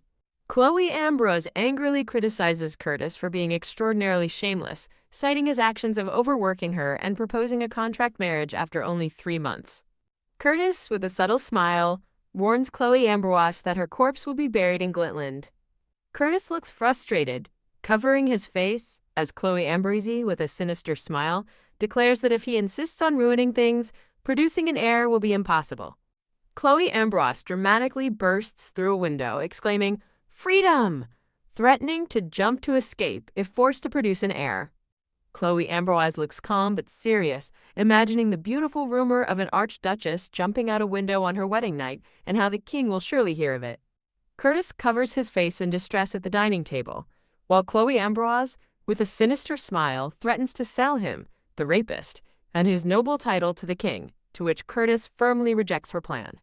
Chloe Ambrose stands up, stating she's going to sleep and bids Curtis good night, leaving him confused and questioning her actions. Chloe Ambrose looks determined, thinking it is now time to reward that trust. Curtis smiles confidently, gesturing towards a massive pile of documents, and declares, "Work." Chloe Ambrose thinks about Curtis holding grudges like a lunatic, her thoughts depicted above a night scene of the palace. Chloe Ambrose closes her eyes, a single tear falling, as a grand palace is beautifully illuminated under the night sky, reflecting a serene yet poignant moment. A stylized red sun shines brightly against a clear blue sky, signifying the beginning of a new day. Chloe Ambrose lies slumped on the dining table, utterly exhausted and groaning, with a plate of food remaining before her. An auburn-haired woman looks shocked, covering her mouth, as she observes Chloe Ambrose's exhausted state, exclaiming, "Oh my!" Curtis smiles, admitting he won't deny that Chloe Ambrose hit the jackpot marrying him, praising her as a hard-working wife and a blessing, while Chloe silently eats. A hand extends a plate of strawberry tarts to Chloe Ambrose, who looks at them with a slight look of surprise. Curtis questions if Chloe Ambrose is hurt, then suggests she should drop the stiff formalities to avoid rumors about them speaking formally even in bed. Chloe Ambrose looks annoyed, thinking Curtis is being difficult despite her worries, agreeing that his previous point about formalities is not wrong. Chloe Ambrose gazes intently at the strawberry tarts, deep in thought. Chloe Ambrose tentatively calls Curtis husband, then shivers, finding the term chilling, while Curtis, amused, labels tyrannical husband an interesting new term. Curtis states there is plenty of work awaiting, not just checking for poison, while holding a fork to his chin. Curtis explains she needs to prepare for another diplomatic banquet, deflect the king's attacks, and write thank you letters for wedding gifts, specifically mentioning one from Isabel Glitland, as a hand touches an ornate green vase. Chloe Ambrose looks at the ornate green vase, musing that perhaps its plainness is why it's considered cheap. Chloe Ambrose asks if she can report to the guards and then write the letters, but Curtis questions if she's already going back to work and suggests she should rest longer. Chibi Chloe Ambrose admits she has no eye for luxury items and asks if she can just buy whatever catches her attention. Chloe Ambrose is told to buy whatever catches her eye to develop her taste, with Papatane Street, Ivaness's biggest luxury shopping district, being mentioned, leading her to question if he's truly letting her go wild. Chloe Ambroise laughs, asking if she can bankrupt the Archduchy, to which Curtis confidently replies, "Think you can?" Curtis smiles smugly, remarking that the thought is incredibly annoying but true. Chloe Ambroise stares wide-eyed and shocked, gasping in surprise. Chloe Ambroise and the reddish-brown-haired man look up in horror at a white-draped object floating above them, with Chloe exclaiming, "What the hell is that?" Chloe Ambroise looks utterly horrified, realizing that her trust in his inhumanity has now been fully confirmed. A promotional image displays a chibi, purple-haired character, encouraging readers to visit a website for more exciting manga series and announcing recruitment for various positions. A grand mansion stands under a clear sky as a voice laments, "Wah!" and questions, "What should I do, Aunt?" Agate Monfisi, a brown-haired woman, cries out in distress, lamenting that he got married without her and calling him a cold-hearted Archduke. Flandre Marquis, the king's sister and Curtis's older sister, fans herself elegantly, thinking about how long the other woman intends to keep crying. A dark-haired man apologizes to Flandre, explaining that the ice from the royal palace has not yet arrived and promises to send someone again, while Agate continues to cry in the background. Flandre, looking slightly annoyed, sips her tea, deciding she'll simply drink it as she doesn't need to show off with that stupid chunk of ice. Agate, drying her tears, questions Flandre, who calmly states that the king seems busy with his work. A close-up shows Flandre's red eyes narrowed, reflecting deep thought or perhaps concealed frustration. A hand holds a newspaper reporting on a bedsheet hanging from the Archduchy's terrace, questioning if it's a royal family tradition, while a thought bubble expresses concern about siding with Curtis.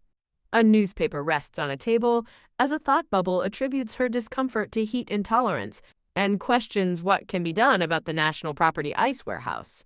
Agate gazes with wide-eyed admiration at an ornate green vase, exclaiming that it's beautiful and luxurious. Flandre questions Agate about something troublesome, to which Agate dismissively replies that it's nothing too serious. Agate reacts with an exasperated cry, demanding to know how Flandre could say that when she knows how much Agate liked Archduke Berg. Flandre, fanning herself, suggests Agate should stop clinging to Curtis after all the humiliation she endured, but Agate insists she's been quiet since then. Agate proudly declares she joined the royal guard, prompting a thought bubble to question if a woman chasing unrequited love into her future can truly be called staying quiet. Agate fumes, lamenting that her older brother didn't help and even gave the other girl the flame of divinity, believing that girls should reflect on why even the shrewd Noelle didn't help. Flandre smiles with closed eyes, thinking that her own peace of mind will be enhanced this way. Agate emphatically declares that she will buy much better jewels than the divine flame of divinity. Agate asks Flandre if their ancestors sold the flame of divinity, and Flandre, with a knowing smile, agrees, suggesting they must now possess something even better. Agate joyfully exclaims her excitement to her aunt while standing before the grand building. Chloe Ambroise and the king stare in horror at a white-draped object, like a bedsheet hanging from the palace, with Chloe exclaiming, "What the hell is that?" The king looks uneasy, questioning the era for such an act and if Chloe is comfortable with it.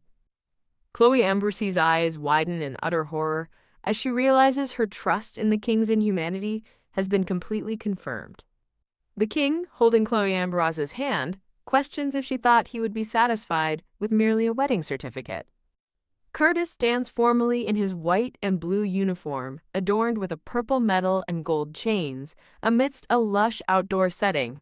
Curtis holds Chloe Ambroise's hand, thinking he doesn't care if she gets hurt and she can do whatever she wants, but questions if it's strange to use her own blood. Chloe Ambroise looks shocked and uncomfortable as she processes the unsettling idea of using her own blood. Curtis appears surprised and confused by the situation. Chloe Ambroise looks at Curtis with a questioning expression, asking if she needs to gain impulses. Curtis covers his face in distress, speaking of impulses, as he appears overwhelmed. Chloe Ambroise and Curtis stand formally side by side in a grand, ethereal hall, with a narration stating their marriage was forced by the king's will. Curtis smiles subtly, exuding confidence.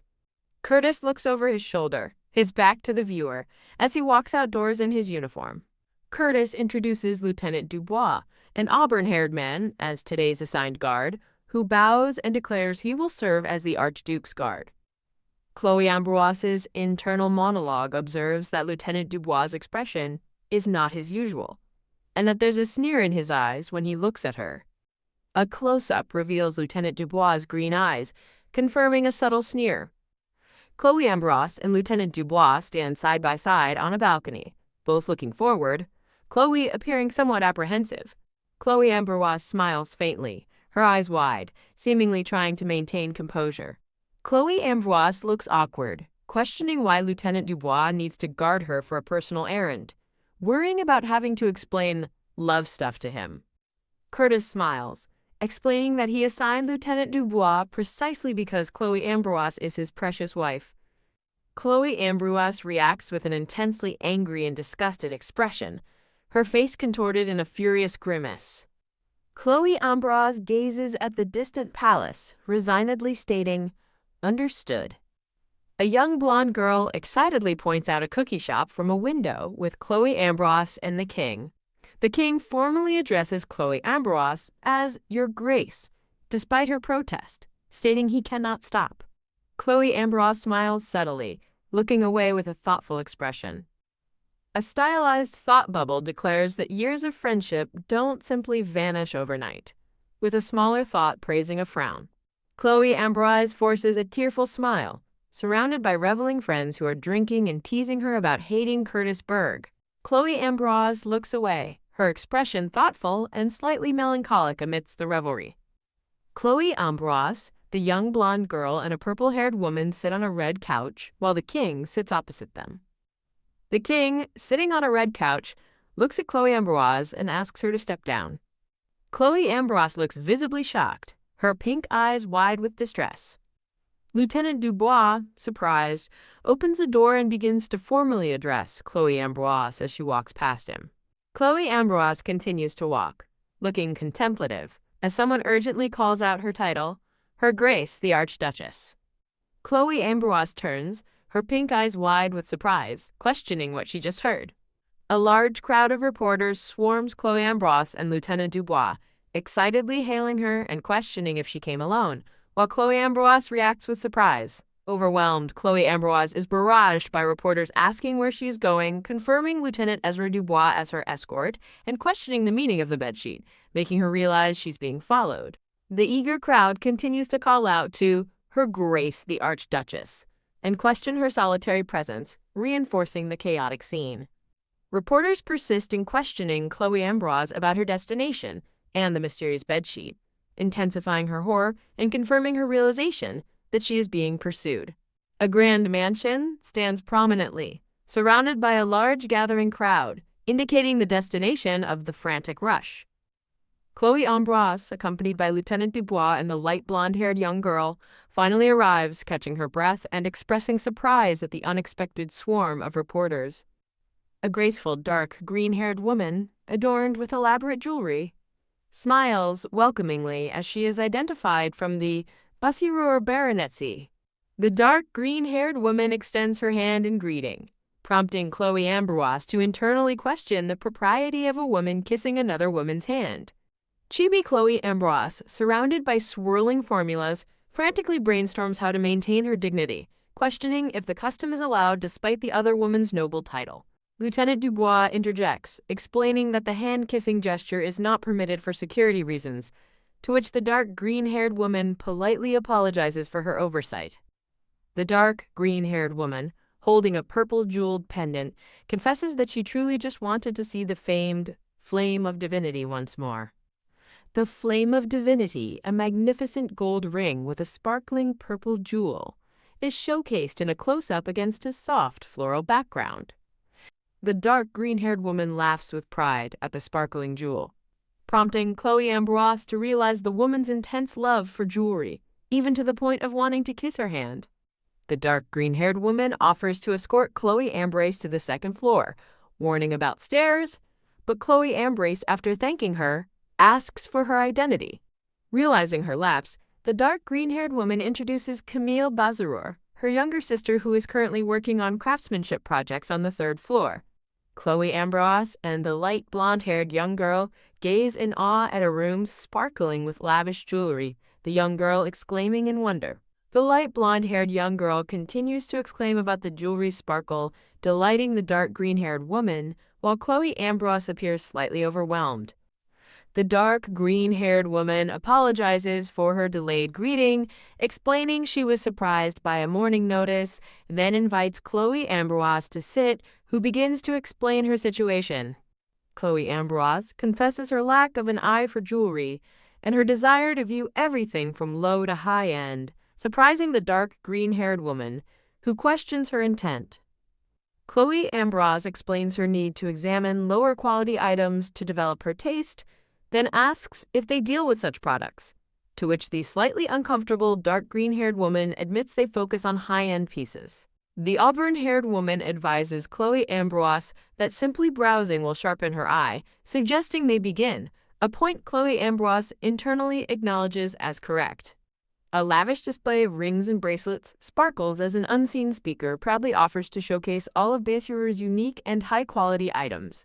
Chloe Ambrose smiles faintly, finding a small jewelry piece pretty, prompting the dark green-haired woman to begin its detailed history. The dark green-haired woman passionately recounts the dramatic history of a ruby necklace, leading Chloe Ambrose to internally label her a total jewelry nerd due to the extensive information. A display of exquisite jewelry is accompanied by the thought that high-caliber items ultimately come down to personal taste, with no single best piece if the owner dislikes it. The dark green-haired woman asks Chloe Ambrose if anything caught her eye, to which Chloe Ambrose, holding a jewelry box, admits she's unsure, despite finding it pretty. The dark green-haired woman smiles reassuringly, telling Chloe Ambrose that her initial uncertainty about jewelry is quite normal. The dark green-haired woman suggests choosing jewelry based on preferred colors, but Chloe Ambrose looks thoughtful and hesitant, beginning to reply, "But..." The dark green-haired woman smiles knowingly, a subtle expression on her face. Chloe Ambrose, eyes closed in resignation, internally acknowledges her stinginess regarding luxury spending despite her Archduchess title. Chibi Chloe Ambrose comically exclaims her exasperation, calling jewelry just rocks that aren't necessities, finding spending millions on shiny stones utterly beyond her understanding. The auburn-haired woman gently reminds Chloe Ambrose that a few jewelry pieces are necessary for banquets, outings, and other uses.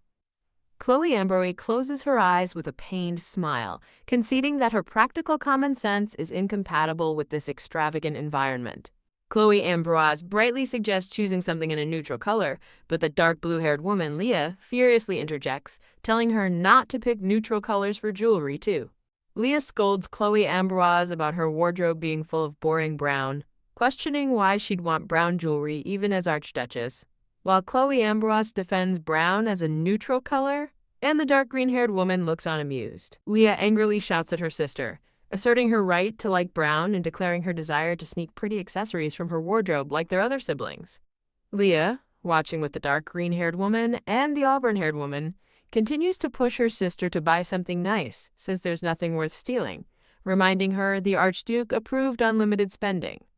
A thought bubble reveals her sister buys brown in memory of Iris. Lieutenant Dubois and the light blonde-haired young girl stand together, with Lieutenant Dubois nodding in understanding, stating, "I see." The light blonde-haired young girl looks shocked as Chloe Ambrose appears distressed, and Leah, also distressed, shouts, "Hey!"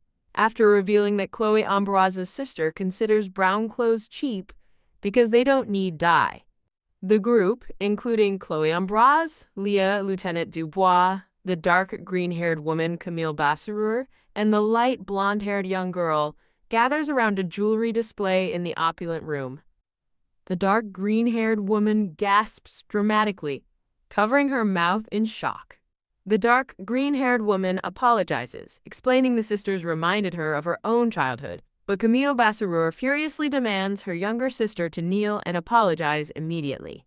Camille Bassurur kneels before Chloe Ambrose, profusely apologizing for her thoughtless younger sister's rudeness, but Chloe Ambrose uncomfortably tells her it's fine and asks her to stand. Chloe Ambrose, offering a token, asks Camille Bossirer if she is the artisan of the place, and Camille confirms her role. Camille Bossirer reacts with wide-eyed surprise to Chloe Ambrose's inquiry. The dark, green-haired woman informs Chloe Ambrose that the items are not for sale, to which Chloe Ambrose simply replies, "Is that so?" Chloe Ambrose thinks she likes bigger gems but can't wear flashy items constantly, and also needs pieces for her sisters. Camille Bossirer explains that a particular piece was made by her father and offers to show his collection, surprising Chloe Ambrose. Small, charming jewelry pieces, including necklaces and earrings, are displayed elegantly on a jewelry tray. The light blonde-haired young girl excitedly exclaims about how cute and pretty the heart-shaped jewels are, noting even kids could wear them, while Chloe Ambrose smiles. The dark green-haired woman explains that such cute styles are no longer sold due to policy changes and are too juvenile for noble ladies, but suggests they would suit Camille Bossirer perfectly. Camille Bossirer smiles subtly, with a hint of a blush on her cheeks. The light blonde-haired young girl sitting on Chloe Ambrose's lap points to a princess crown, while Chloe Ambrose expresses that it looks good on her, and the dark green-haired woman reveals it was made for a real princess. The light blonde-haired young girl looks surprised and questions if the crown was truly for a princess. Chloe Ambrose looks at a crown adorned with black opals and questions its age, pointing out that black opals have only been imported for 5 years. Chloe Ambrose further explains her knowledge of black opals, stating she knew because the Navy had to prepare for war over them, leaving the dark green-haired woman looking shocked. Camille Bossirer confesses that she made the piece herself and wasn't trying to deceive Chloe Ambrose, who then understands the situation. Chloe Ambrose, holding the light blonde-haired young girl, asks Camille Bossirer to explain, but Camille apologizes for not wanting to burden her with unnecessary details. Chloe Ambrose sits on a grand staircase, reflecting that this is why people find her intimidating, as Lieutenant Dubois and the light blonde-haired young girl sit below, looking up at her. Chloe Ambrose smiles thoughtfully, considering it a good thing she doesn't work. Otherwise, she might have caused a scandal unknowingly. Chloe Ambrose states that the situation still feels burdensome, and she should leave, but assures them she's not upset, simply finding this particular piece prettier. Chloe Ambrose expresses regret that the item is not for sale, then internally considers that someone with no taste might like it, while the dark green-haired woman appears slightly annoyed. A light brown-haired woman with blue eyes, wearing a yellow dress, looks shocked and exclaims a name.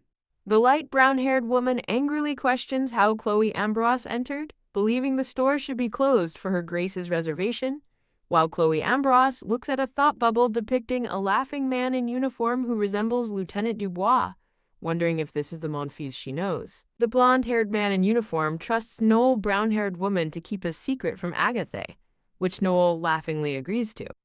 The blonde-haired man in uniform questions Agathe, and Noel reveals she is his younger sister and has a crush on that bastard, causing Agathe, dark blue-haired woman, to blush and cover her mouth in embarrassment.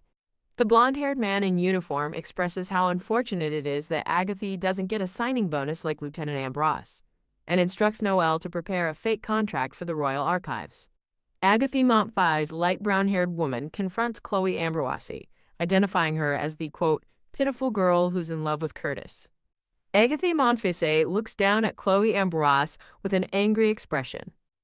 The dark green-haired woman with a nervous smile suggests they talk elsewhere, addressing the light brown-haired woman as Ms. Montfils. Agathe Montfils angrily questions why she should leave, demanding to know if Chloe Ambrose is more important than her, while Chloe Ambrose appears surprised. Chloe Ambrose looks intently at Agathe Montfils, repeating her question directly, is she more important than me? Lieutenant Dubois, auburn-haired man in uniform, stands looking perplexed and uncomfortable. Agathe Montfils excitedly greets Lieutenant Dubois, asking if he made the reservation and if he's there to try on engagement rings. Lieutenant Dubois addresses Agathe Montfils as Sergeant, then muses about Montfils and how Second Lieutenant Noel Montfils is a respectable person, while Chloe Ambrose covers her mouth in surprise. Lieutenant Dubois continues to praise Noel Montfils as polite, good at his job, and incredibly considerate, leaving Agathe Montfils confused and questioning his words. Chloe Ambroise reacts with a shocked expression, her finger near her mouth. Agathe Montfils stares intensely at Chloe Ambroise, who subtly moves away. Chloe Ambroise, with a knowing smirk and crossed arms, exudes confidence. Agathe Montfils furiously shouts at Chloe Ambroise, demanding how she could possibly know who she is. Chloe Ambroise smiles slyly, pointing out Agathe's stupidity for not realizing who she is, given the reporters outside and the store staff. Chloe Ambroise continues to call Agathe Montfils stupid, prompting Agathe to react with a frustrated "erg." Agathe Montfils' face is contorted in intense fury, her blue eyes wide with anger. Chloe Ambroise internally dismisses arguing with Agathe Montfils as pointless, realizing she likely just wanted to vent after Chloe ruined her long-standing crush, then formally introduces herself as Chloe LaDavid Berg. Chloe Ambroise looks utterly bewildered, surrounded by question marks, as a voice accuses her of bringing a paramour on her wedding day. Chloe Ambroise questions the term paramour, which is then explicitly defined as an illicit lover. A visual diagram labels Chloe Ambroise and the light blonde-haired young girl as blood relative 1 and blood relative 2, and the dark green-haired woman and the auburn-haired woman as woman she just met and woman she just met too.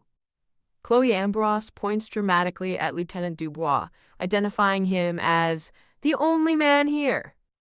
Lieutenant Dubois sighs, claiming ignorance of what Sergeant Montfils is talking about, while a voice tells him not to play dumb.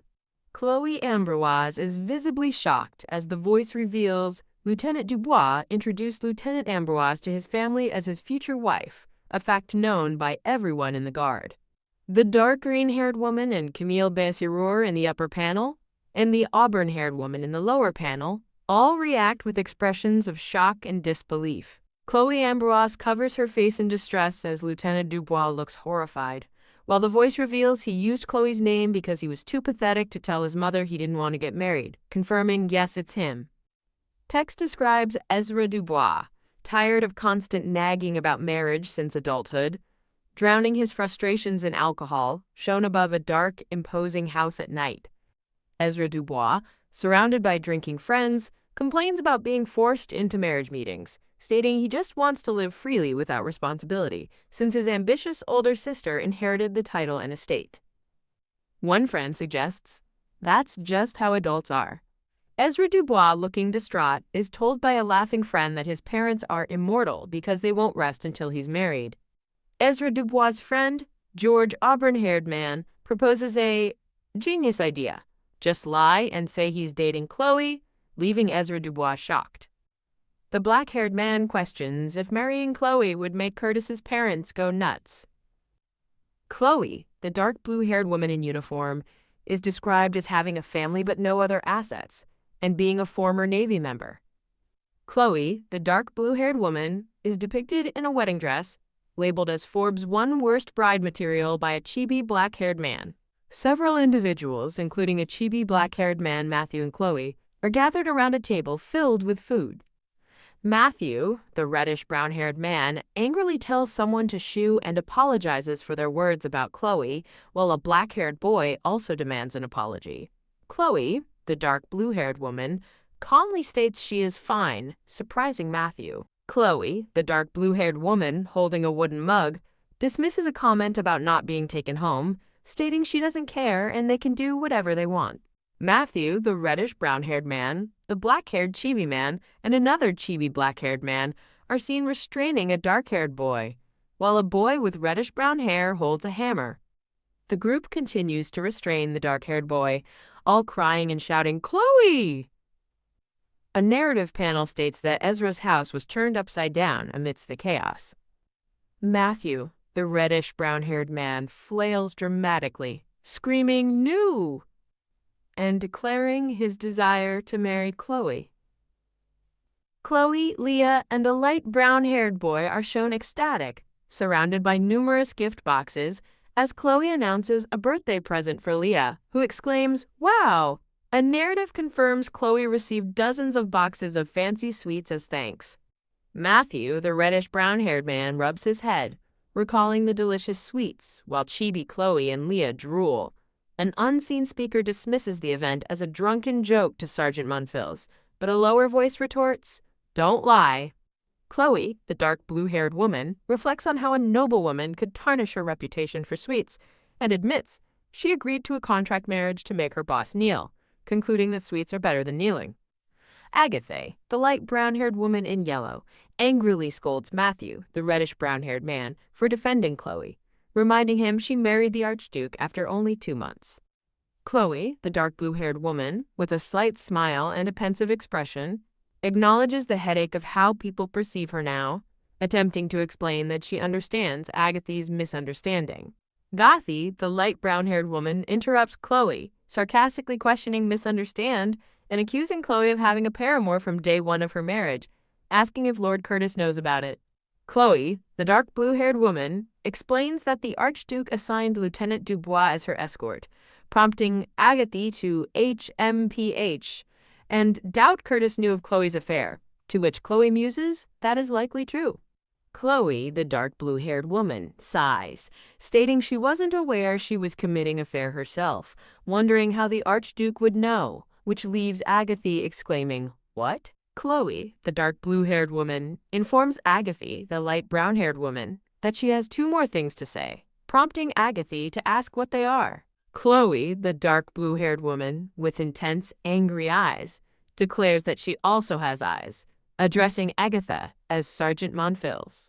Matthew, the reddish brown-haired man, tearfully questions what is wrong with him, feeling personally insulted by being paired with him. Chloe, the dark blue-haired woman, holds up 2 fingers, stating her second point, acknowledging that Agatha doesn't like her.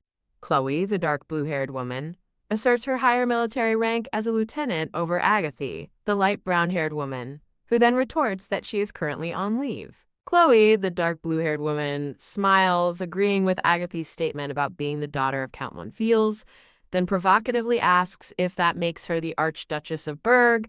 Chloe, the dark blue-haired woman, with a triumphant smile, declares her rank to be much higher than Agatha's, while a chibi Agatha looks upset below. Agatha, the light brown-haired woman, acknowledges Chloe is the daughter of Count Monfils, which Chloe confirms, leading Agatha to then question if that makes Chloe the Archduchess of Berg. Chloe, the dark blue-haired woman, smiles confidently, asserting her rank is way higher than Agatha's, as a chibi Agatha reacts in surprise. Agatha, the light brown-haired woman, shouts in disbelief, questioning who recognizes Chloe as the Archduchess. Chloe, the dark blue-haired woman, with a smirk, states, "Curtis," adding that she doesn't need Agatha's recognition, as Agatha is neither Ivanese nor Berg. Agatha, the light brown-haired woman, looks distressed and begins to sweat from the confrontation. Chloe, the dark blue-haired woman, leans in, observing Agatha, the light brown-haired woman, with a questioning look, asking if she is crying. Agatha, the light brown-haired woman, quickly wipes her eye, denying that she is crying.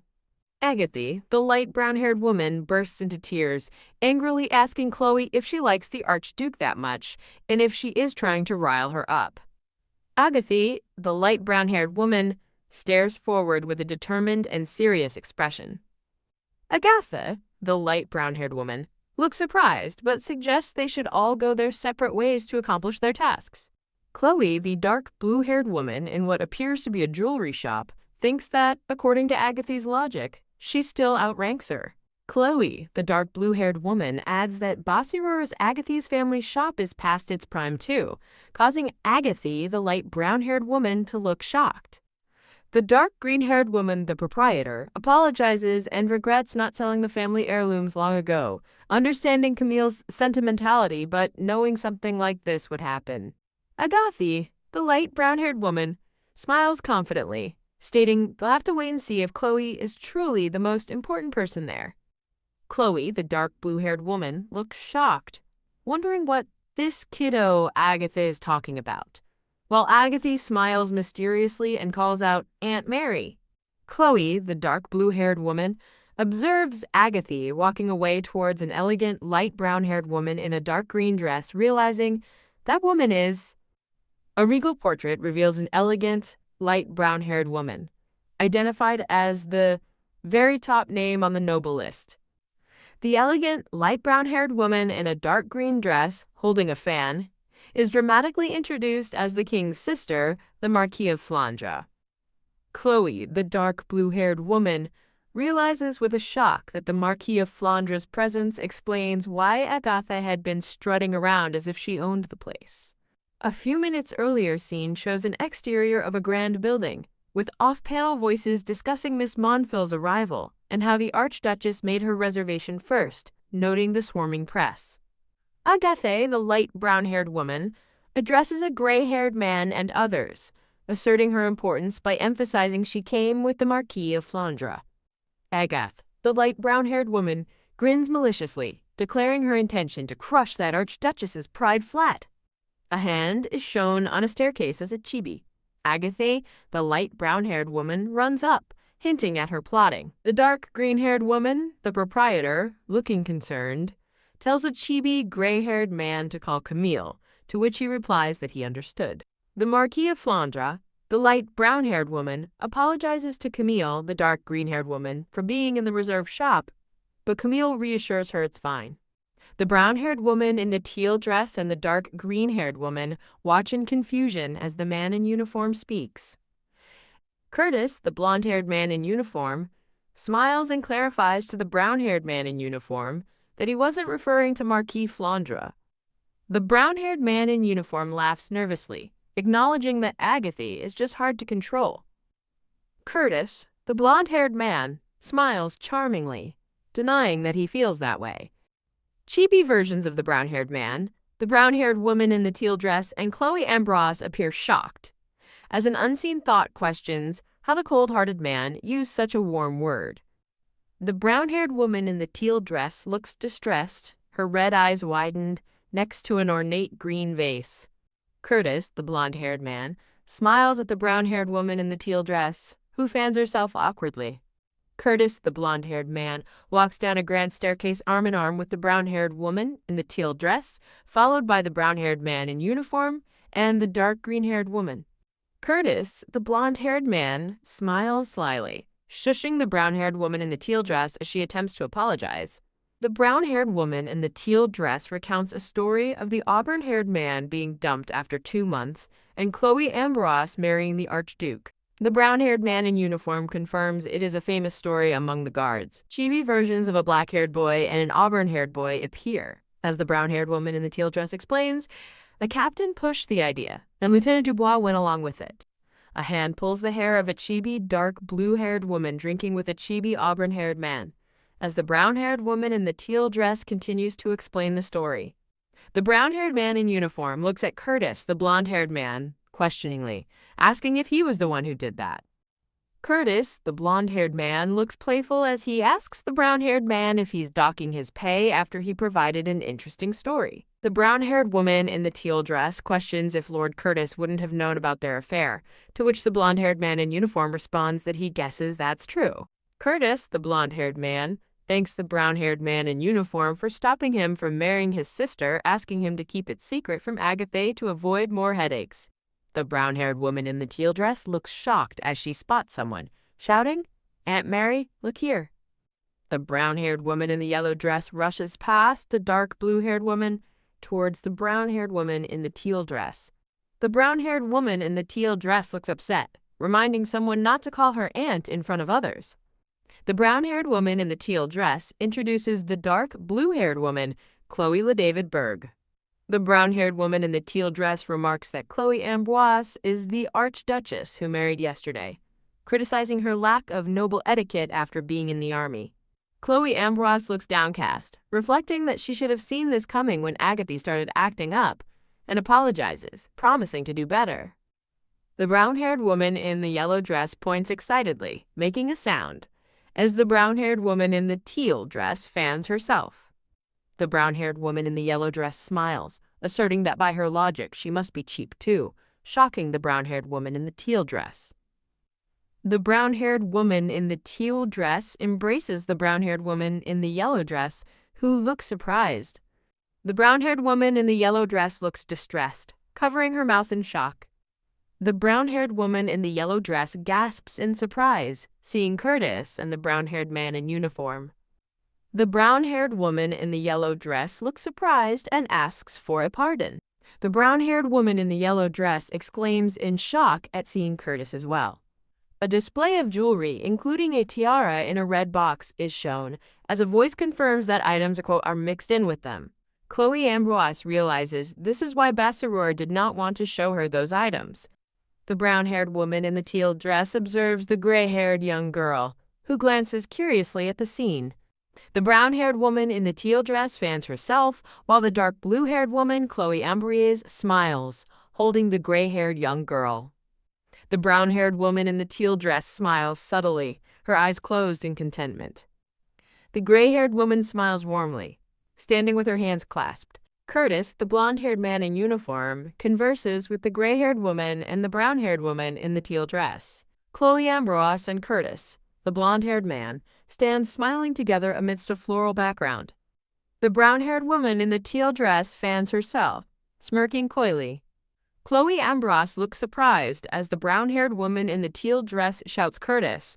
The brown-haired woman in the yellow dress frantically denies something to Curtis, the blonde-haired man.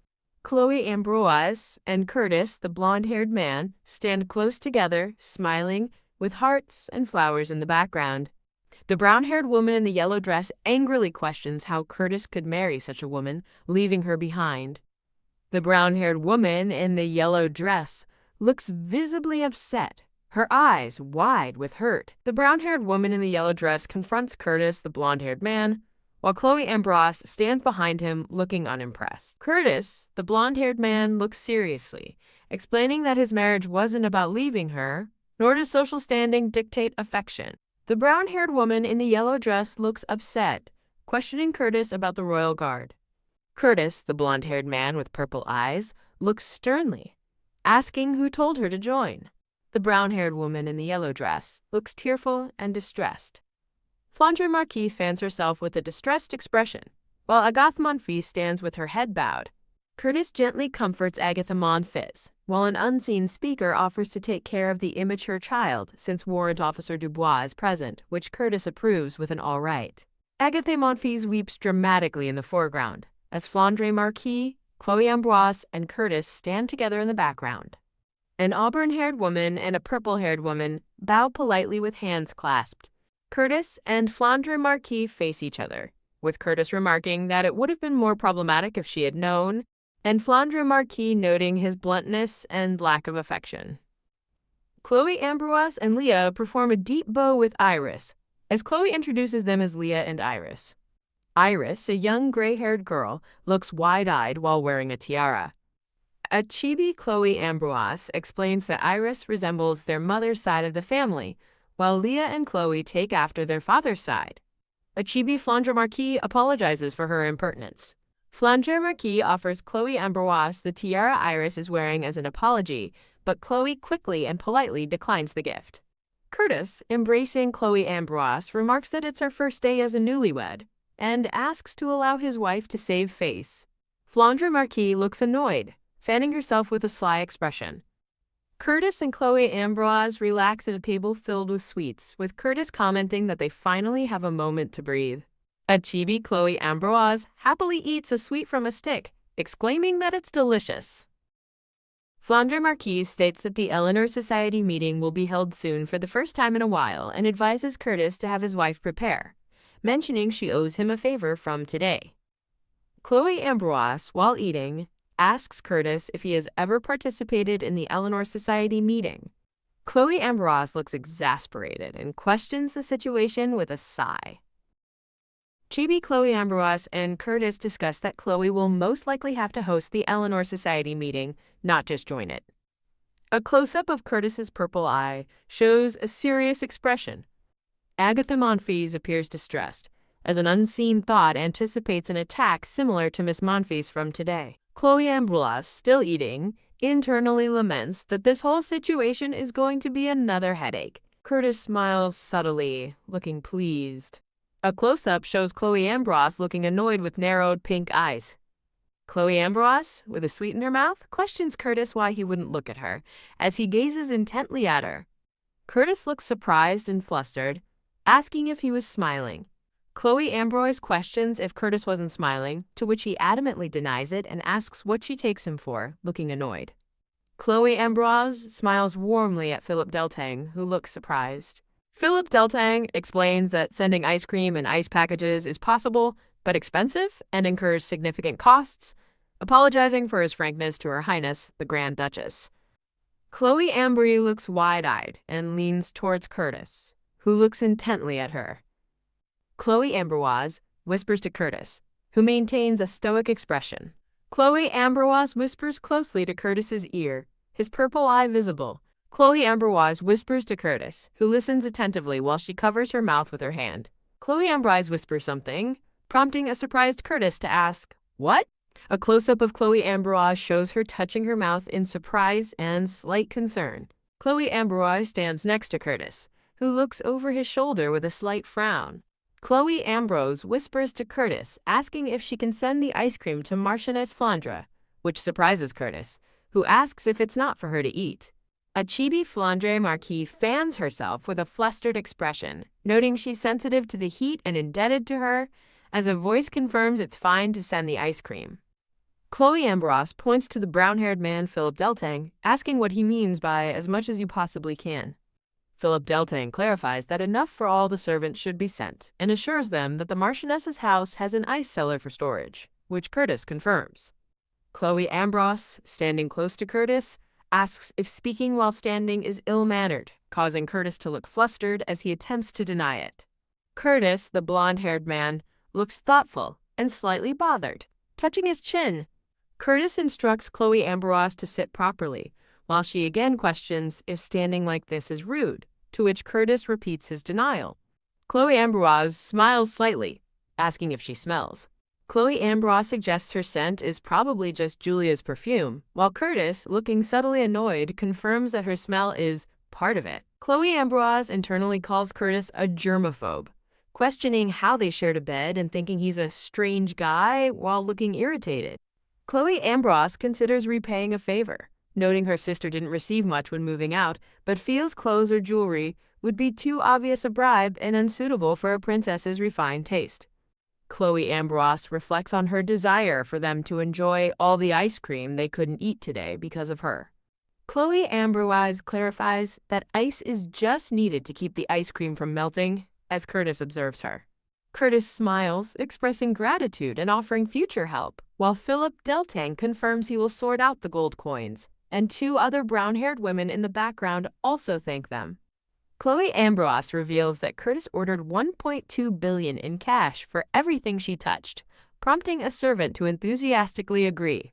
Chloe Ambrose clutches her head, lamenting having bought half of Camille's collection in addition to her own accessories.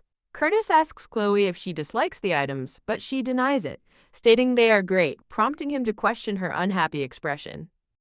Curtis subtly smirks with a confident, almost mischievous glint in his purple eyes, gently touching his cheek amidst glowing yellow flowers. Chloe Ambrose offers a faint smile while Curtis, in a thought bubble, interprets her expression as disliking him. Chloe Ambrose explains her discomfort isn't about Curtis, but that his demand to buy everything she touched for $1.2 billion in cash was wasteful and absurd. Curtis assures Chloe that the items are all hers, stating he won't ask for them back even if they divorce, which greatly shocks her. Chloe Ambrose dramatically declares she will waste the funds thoroughly, while Curtis chuckles, pleased she quickly understood his intentions. Curtis suggests they go get new clothes for Chloe that actually fit, a suggestion she welcomes as the current ones were honestly uncomfortable. Curtis gazes down at Chloe Ambrose with a gentle, knowing smile as she looks away slightly, her expression soft. Chloe Ambrose looks directly forward with a sly smirk and sparkling red eyes, hinting at her satisfaction or playful scheme. Chloe Ambrose expresses her preference for boots over stiff shoes, desiring pigskin lining and low heels, which an unseen speaker praises as distinct taste. Chloe Ambrose tries on a hat with the auburn-haired man, deciding hats don't suit her and preferring a variety of hair accessories instead. Curtis observes Chloe, thinking she looks like she's genuinely enjoying herself as she discusses hat designs, requesting a short brim and simple style. Curtis reflects that Chloe's current enjoyment is, quote, totally different from her prior apathy at the jeweler, thinking about ordering clothes for Leah and Iris for school. Chloe Ambrose thinks about only wearing a uniform, which drew her to the military, and how Iris stands out, with neighbors finding her adorable, yet the outside world is harsh and schools rejected her. Chloe Ambrose resolves to at least dress Iris well so no one looks down on her, while Curtis sips his tea thoughtfully. Chloe Ambrose, now wearing a light green dress, looks at Curtis with a confused expression, asking what? Chloe Ambrose questions Curtis about her younger siblings living with a married sister, stating it's not typical for nobles, while Curtis insists a ducal house can easily provide a tutor. Chloe Ambrose smiles faintly, noting that it's uncommon for younger siblings to live with a married sister, regardless of noble status. Curtis agrees with her statement, as Chloe Ambrose reflects on having worked hard to raise her siblings on a small salary and her relief that Eric didn't need new clothes. Curtis makes a soft TSK sound, contemplating the modest amount Chloe mentioned for her past salary. Chloe Ambrose selects a blue fabric from the blonde-haired woman, and Curtis encourages her choice, commenting on the fabric's quality. The blonde-haired woman praises Chloe's excellent eye, revealing the chosen fabric comes from Toei, causing Chloe to gasp in shock, realizing its name alone doubles the price. Curtis instructs them to use the entire roll of fabric for Chloe because it suits her, which makes Chloe react with extreme, wide-eyed shock, exclaiming, "What?" Chloe Ambrose, looking distressed, acknowledges her earlier challenge to show him true wasting, as Curtis, amused, asks why she is so shocked now. The blonde-haired woman enthusiastically praises Chloe's tall and slender figure, assuring her the fabric will look stunning. The blonde-haired woman shows Chloe Ambrose a sketch design for a dress, detailing how it will be cut long with elegantly draped sleeves, which Chloe seems to consider. Curtis subtly smiles to himself, observing Chloe from his seat at a table filled with sweets. Curtis smiles, contemplating Chloe's genuine happiness and finding it amusing how different she looks compared to her previous uniform. Chloe Ambrose smiles brightly with sparkling pink eyes, thinking Curtis must have imagined her trying on clothes countless times while ordering for her sisters, considering what would suit her. Curtis reflects that Chloe probably gave up her own needs without regret throughout her life. Chloe Ambrose smiles mischievously, touching her lips with a playful glint in her pink eyes. Chloe Ambrose confidently hands a paper to a surprised Curtis. Chloe Ambrose winks mischievously, asking Curtis what he thinks, and declaring she has now shown him real wasting. Curtis holds the paper, looking pleased with a subtle smile. Chloe Ambrose stands proudly, exclaiming her knowledge of spending on clothes, then pivots to realizing she should buy a house, while Curtis reads the paper. Curtis, looking surprised, suggests Chloe sell her family's old house. Chloe Ambrose reflects that moving is dangerous for her Duchess family to live on a busy street, prioritizing safety over clothes and jewelry, agreeing with the idea of moving. Curtis insists on a temporary move but firmly states they are not selling the family house, prompting Chloe to question his reasoning. Chloe Ambrose stands with her back mostly to the viewer, looking slightly distressed in what appears to be a changing room. Curtis maintains a serious and unreadable expression, a close-up on his uniform and jawline highlighting his stern demeanor. Curtis explains that living in an ex-husband's house after divorce would be ridiculous, implicitly stating why they shouldn't sell Chloe's family home. Curtis looks intently, his expression unreadable, a close-up on his uniform collar. Curtis looks thoughtful, his gaze slightly averted, a close-up on his uniform. Curtis sits on a green couch while Chloe Ambrose stands in front of a large mirror, looking at her reflection. Chloe Ambrose, looking annoyed, internally wonders if Curtis has stopped talking because he is already getting bored. Chloe Ambrose, with a tear in her eye, speculates that Curtis probably never had to wait for a woman to shop for clothes before. Chloe Ambrose stands formally in front of a mirror, elegantly dressed in a light green gown, her reflection visible. Chloe Ambrose internally admits that despite the clothes being expensive and nice, they still feel awkward, shown in a close-up of her hand. Chloe Ambrose looks at her reflection, feeling the dress doesn't suit her, but Curtis, standing beside her, asserts that it does and tells her to stop staring at the mirror. Chloe Ambrose looks at her reflection in the mirror, wearing a new light green gown with pink floral accents and a delicate choker. Chloe Ambrose looks thoughtfully to the side while Curtis, the blonde-haired man, sits at a table, resting his head on his hand with a bored expression.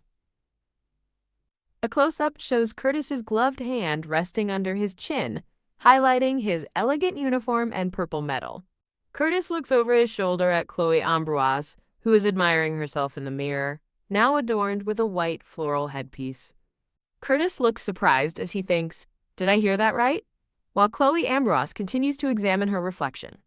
Chloe Ambroise smiles faintly with closed eyes, seemingly pleased with her new dress. Chloe Ambroise admires her reflection, playfully lifting her skirt and thinking that despite being pretty and comfortable, the new style feels awkward as she's never worn it before. A chibi Chloe Ambroise with exasperation contemplates the extensive bill, noting an endless parade of zeros on a document displaying 10 million. Chloe Ambroise, now wearing a ruffled white and blue dress, confidently declares the amount to be nothing and decides she should also buy a house, as Curtis observes from his table. Chloe Ambroise holds a paper, internally acknowledging that such expenses are trivial for Curtis, but reminds herself not to get used to it as it's beyond her own means. Chloe Ambroise and Curtis stand illuminated on a stage before an audience, with Chloe reflecting that she is not truly the Grand Duchess and their marriage is merely a play. Chloe Ambroise, wearing a red cloak over a white dress, looks away with a serious expression, pondering her return to her true self. Chloe Ambroise in her military uniform walks down a grand hallway, thinking she doesn't want to be the only one feeling shabby as indistinct figures watch her. A luxurious, horse-drawn carriage clatters along a path surrounded by lush greenery. Curtis looks thoughtful with a subtle smirk as a thought bubble above him questions why Chloe Ambroise is so confused when he looks the same as usual. Chloe Ambroise looks at Curtis, reflecting that he somehow managed to pull off the being the Grand Duchess act today, but she knows she can't maintain it every time. Chloe Ambroise, seated opposite Curtis in the carriage, questions if he's evaluating her work and thinks that's why he sent her siblings, prompting Curtis to make a soft text sound. Curtis, looking serious, tells Chloe Ambroise that the people they will encounter in society from now on won't all be as easy as Agatha. Curtis thinks it will be especially difficult for a woman, while Chloe Ambroise, in a multi-panel thought, questions if he's talking like he lived as a woman and suggests he can badmouth men too if he has complaints. Chloe Ambroise smiles slyly at Curtis, asking, "Huh?" Chloe Ambroise, with a hand to her mouth, realizes Curtis heard her thoughts and says, "Ah, so you heard." Chloe Ambroise laughs, playfully asserting that what she said isn't even something people would gossip about. Curtis looks thoughtful with crossed arms, his expression unreadable. A chibi Chloe Ambroise looks annoyed, questioning, "What nonsense?" A chibi Chloe Ambroise looks pitiful while a chibi Curtis looks annoyed, with Chloe stating he wouldn't know since he's a loner, finding his thoughts unpleasant. A large house is shown, with Chloe Ambroise's thought bubble above it lamenting working with a guy who doesn't even have friends, and wondering if she should get a friendship bonus. A horse-drawn carriage dramatically speeds through a bustling city street, accompanied by the sound HWAAA. Ezra Dubois, the brown-haired man in uniform, comforts Agathe Monthais, the light brown-haired woman, as he tells her that he knew a woman would be the adjutant, but she failed to get the position, lamenting that she dropped him. Ezra Dubois looks distraught while Agathe Monthais cries, saying she can't even sleep because he won't get married and she should take medicine, then yells, "Don't call it humiliation." Agathe Monthais, upset and crying, says it's unfair because she loves Curtis so much but feels her heart can't even reach the tips of his toes. Agathe Monthais, in a yellow dress, stands looking at Chloe Ambroise, who is wearing a dark, elegant dress in a grand room with display cases. A close-up shows Agathe Monthais' face, with tears in her blue eyes and a distressed expression. Chloe Ambroise, wearing a black lace and ribbon top, looks intently forward with glowing pink eyes. Ezra Dubois, looking distraught, tells Agathe Monthais to just let go, stating that Curtis has no feelings for her. Agathe Monthais shouts, "Don't call it humiliation." As Ezra Dubois reminds her, she knew Curtis had no feelings for her 3 years ago, even after being humiliated. Agathe Monthais runs frantically away from a departing carriage and Ezra Dubois, who calls her name while she thinks, "I was serious." Agathe Monthais runs through a town street, looking distressed and thinking, "I hate everyone." Agathe Monthais reflects on her brother Ezra bringing up the past, Chloe Ambroise marrying the Grand Duke without liking him, and her mom pushing her to marry without understanding her. Curtis looks straight ahead with a stern expression, his purple eyes fixed. Agatha Montfils cries out, "I hate them all," then defiantly states, "HMPH. As if I'd ever marry some nobody." Agatha Montfils finds herself in a shadowy, unfamiliar street, confused and asking, "Where is this?" after her outburst. Agatha Montfils looks startled and upset, realizing she walked wherever her feet took her and ended up in, quote, shady place. Agatha Montfils, looking determined, decides her troubled heart is more important than her current location, thinking she should ask her brother if Curtis truly considered her a candidate for Grand Duchess. An exterior shot displays a magnificent, sprawling palace with blue domes under a clear sky. Chloe Ambroise lies on a purple bedspread, surrounded by sweets, looking relaxed and smiling. Chloe Ambroise smiles widely, holding a lollipop in her mouth and making a playful hand gesture, surrounded by cakes and a pink border. Chloe Ambroise smiles peacefully with closed eyes, lying on a bed. An exterior view of the Grand Palace is shown, with a caption stating, "Just as Chloe predicted." Text panels describe that after the honeymoon, work was anything but peaceful, with lower soldiers gossiping about Chloe's appearance and how she snagged the Archduke, and higher-ups also having opinions. Chloe Ambroise and Curtis stand together while Prince Frederick, the silver-haired man, sits on a throne-like chair with glowing eyes, asking if he should deliver His Majesty's message. Gossip circulates, with some pitying Chloe Ambroise for marrying the brigadier, speculating she was threatened or suffering from Stockholm Syndrome. Other soldiers believe Chloe Ambroise genuinely fell for Curtis, the brigadier, thinking love makes nothing else matter, especially since he is good-looking. Further gossip portrays Chloe Ambroise as a ruthless, ambitious legend who achieved a power marriage, recalling her family's struggles and questioning her past association with squad leader Dubois. The blonde-haired man tells the reddish-brown-haired man Matthew to shut up, prompting Matthew to ask why. Matthew, the reddish-brown-haired man, looks surprised as he questions if the comment was intended for him to hear. The blonde-haired man and Matthew exclaim, "Ah!" and "Warrant Officer Dubois." At Ezra Dubois, the auburn-haired man in uniform, who looks on calmly.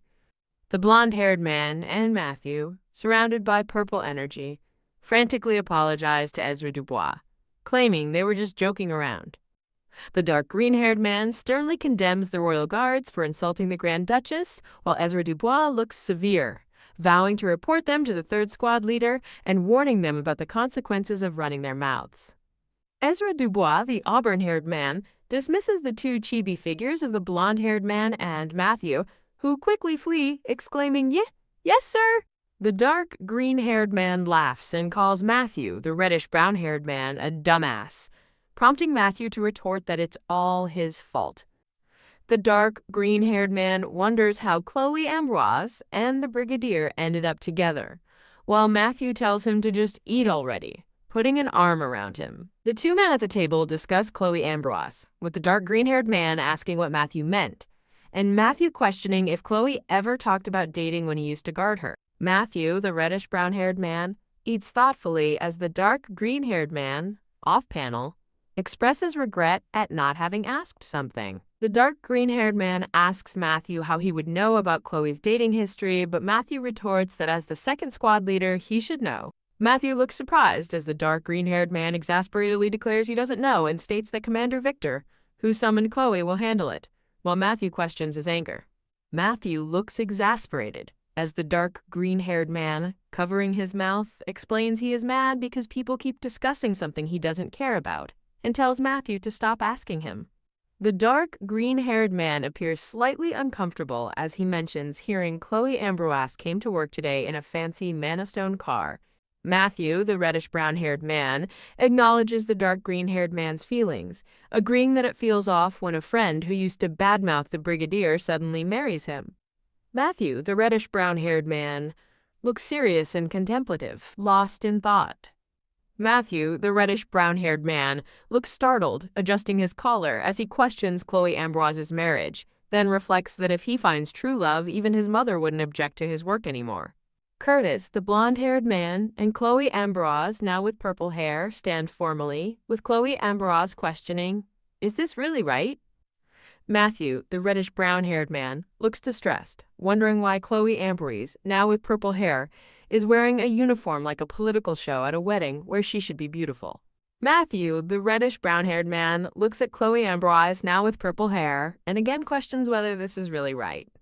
Matthew, the reddish-brown-haired man, looks distraught, thinking about taking the most private matters of the bedroom into public spectacle. Matthew, the reddish-brown-haired man, observes Curtis and Chloe Ambrose, now with purple hair, from a distance, still questioning, is that right? Curtis, the blonde-haired man, and Chloe Ambrose, now with purple hair, stand close in an elegant outdoor setting, with Chloe Ambrose's hand resting on Curtis's arm. A gloved hand grasps at fabric, while a narrative voice states that many marry bad men unknowingly, but Chloe Ambrose was aware of who she was marrying. Curtis, the blonde-haired man, looks intensely forward as a narrative explains that Chloe Ambrose, as his adjutant, was closer than anyone and witnessed how ruthless Curtis Schamberg truly is. Matthew, the reddish-brown-haired man, sits alone at a dining table, seen from behind, appearing contemplative after the day's events.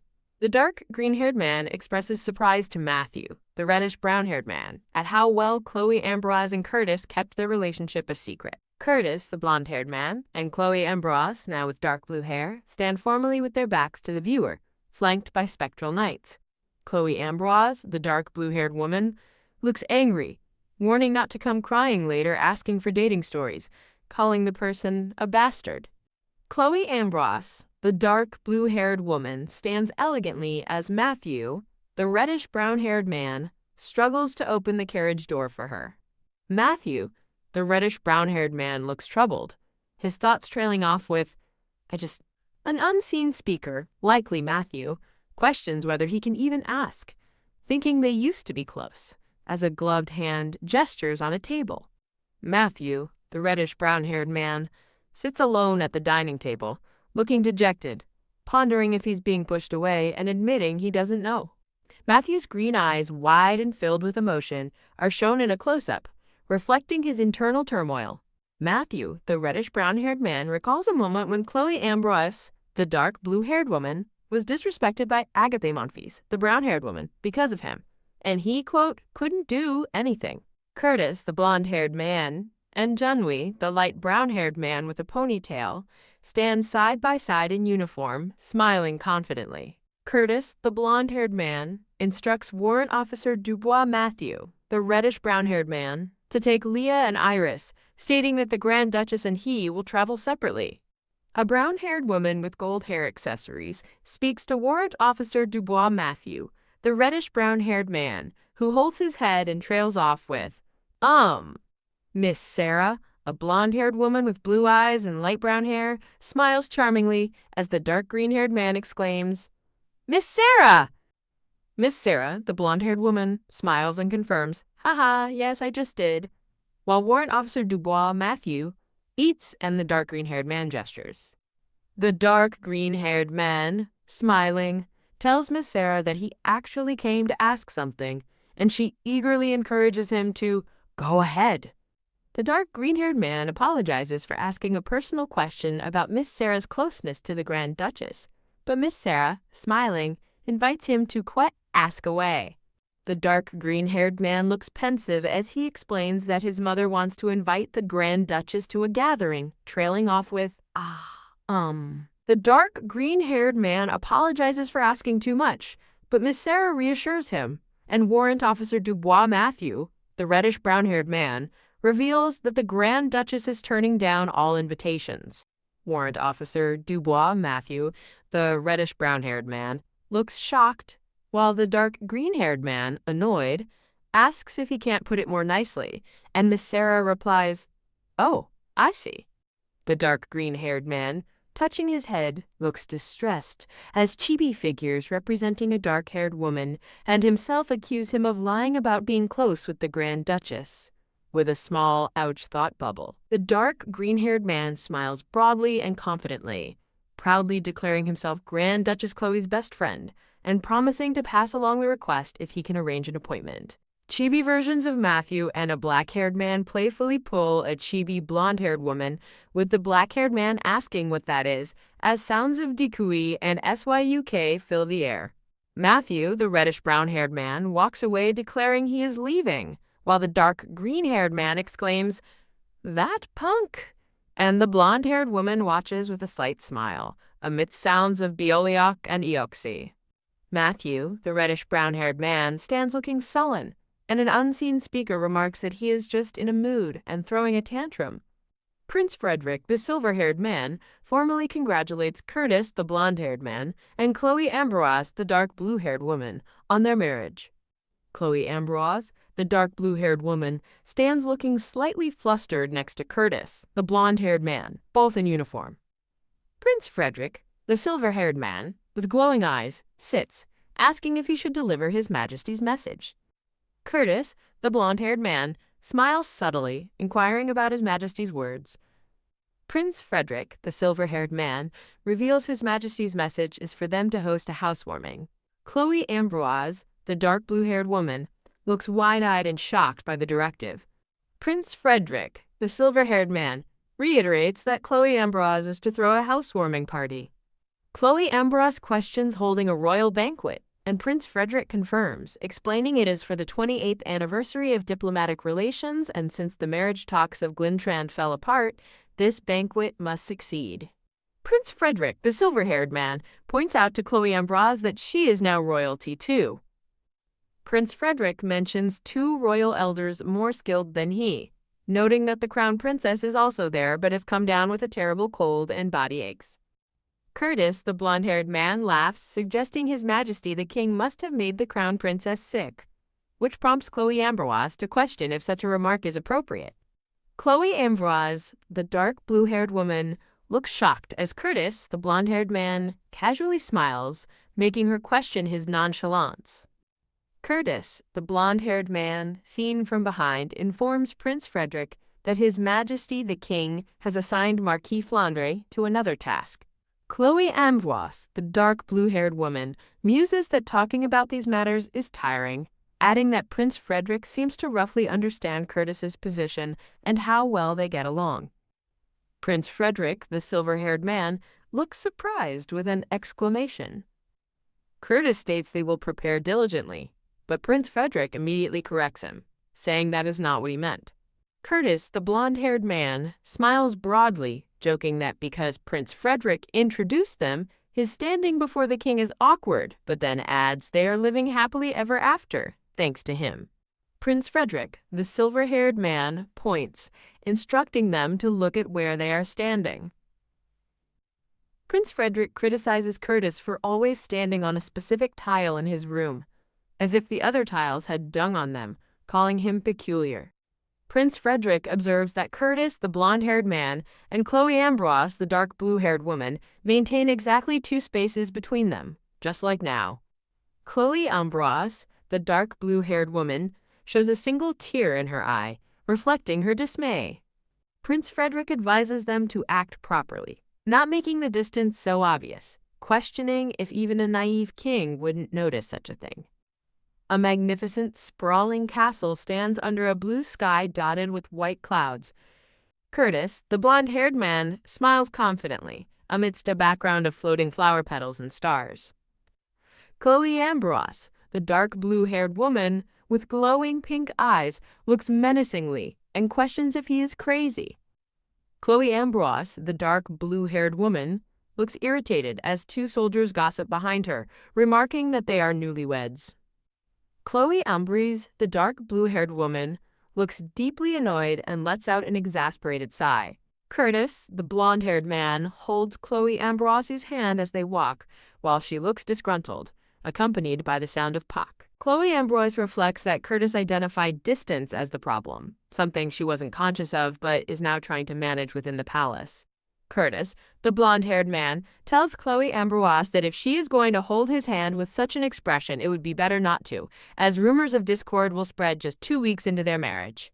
Chloe Ambroise and Curtis, the blonde-haired man, walk through an archway as unseen speakers question if her discharge is still valid or even possible. While Curtis asserts it's impossible, making Chloe wonder if he wants to get hit. Curtis, the blonde-haired man, smiles as he reveals that His Majesty the King used all sorts of power to remove Chloe from her post as his adjutant, but ultimately failed. Chloe Ambroise, the dark blue-haired woman, recalls a slave contract that pays well but she can never quit, finding it an impossible contract to forget. An unseen speaker explains that the Grand Marshal got His Majesty the King's seal on the contract, whose authority even the king cannot rashly defy.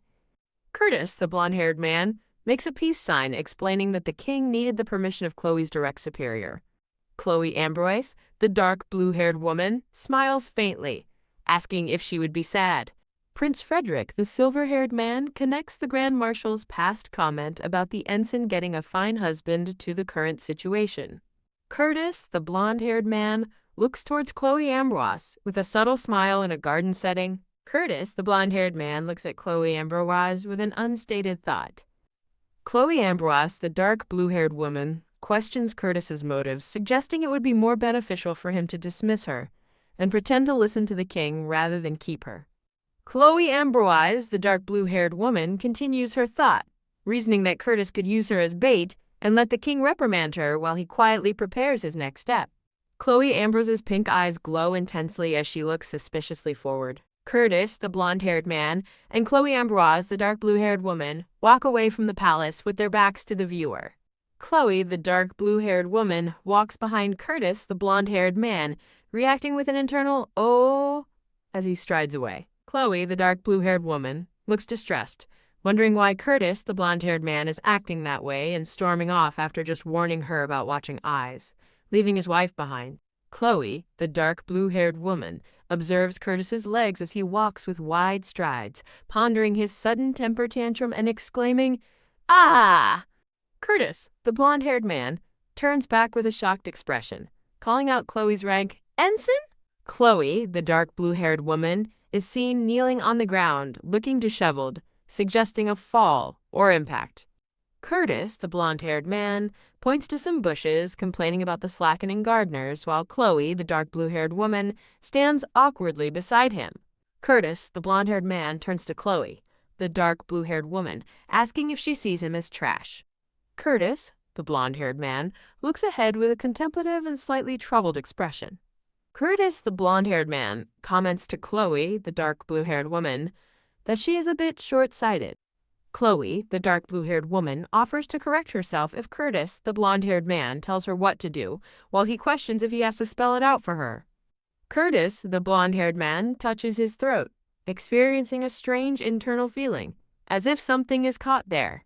Chloe, the dark blue-haired woman, internally justifies her actions, believing it's right for Curtis, the blonde-haired man, to use her as bait while he plans his next move, suggesting this is why he paid such a high price for her. Curtis, the blonde-haired man, confronts Chloe, the dark blue-haired woman, asking if her earlier comments were appropriate to make in front of others, to which she apologizes. Narration reveals that no one is actually nearby, as Curtis, the blonde-haired man, has become an expert at sensing presences due to childhood assassination attempts. Narration continues, explaining that Curtis, the blonde-haired man, also knows Chloe, the dark blue-haired woman, is being cautious, though not to his extent.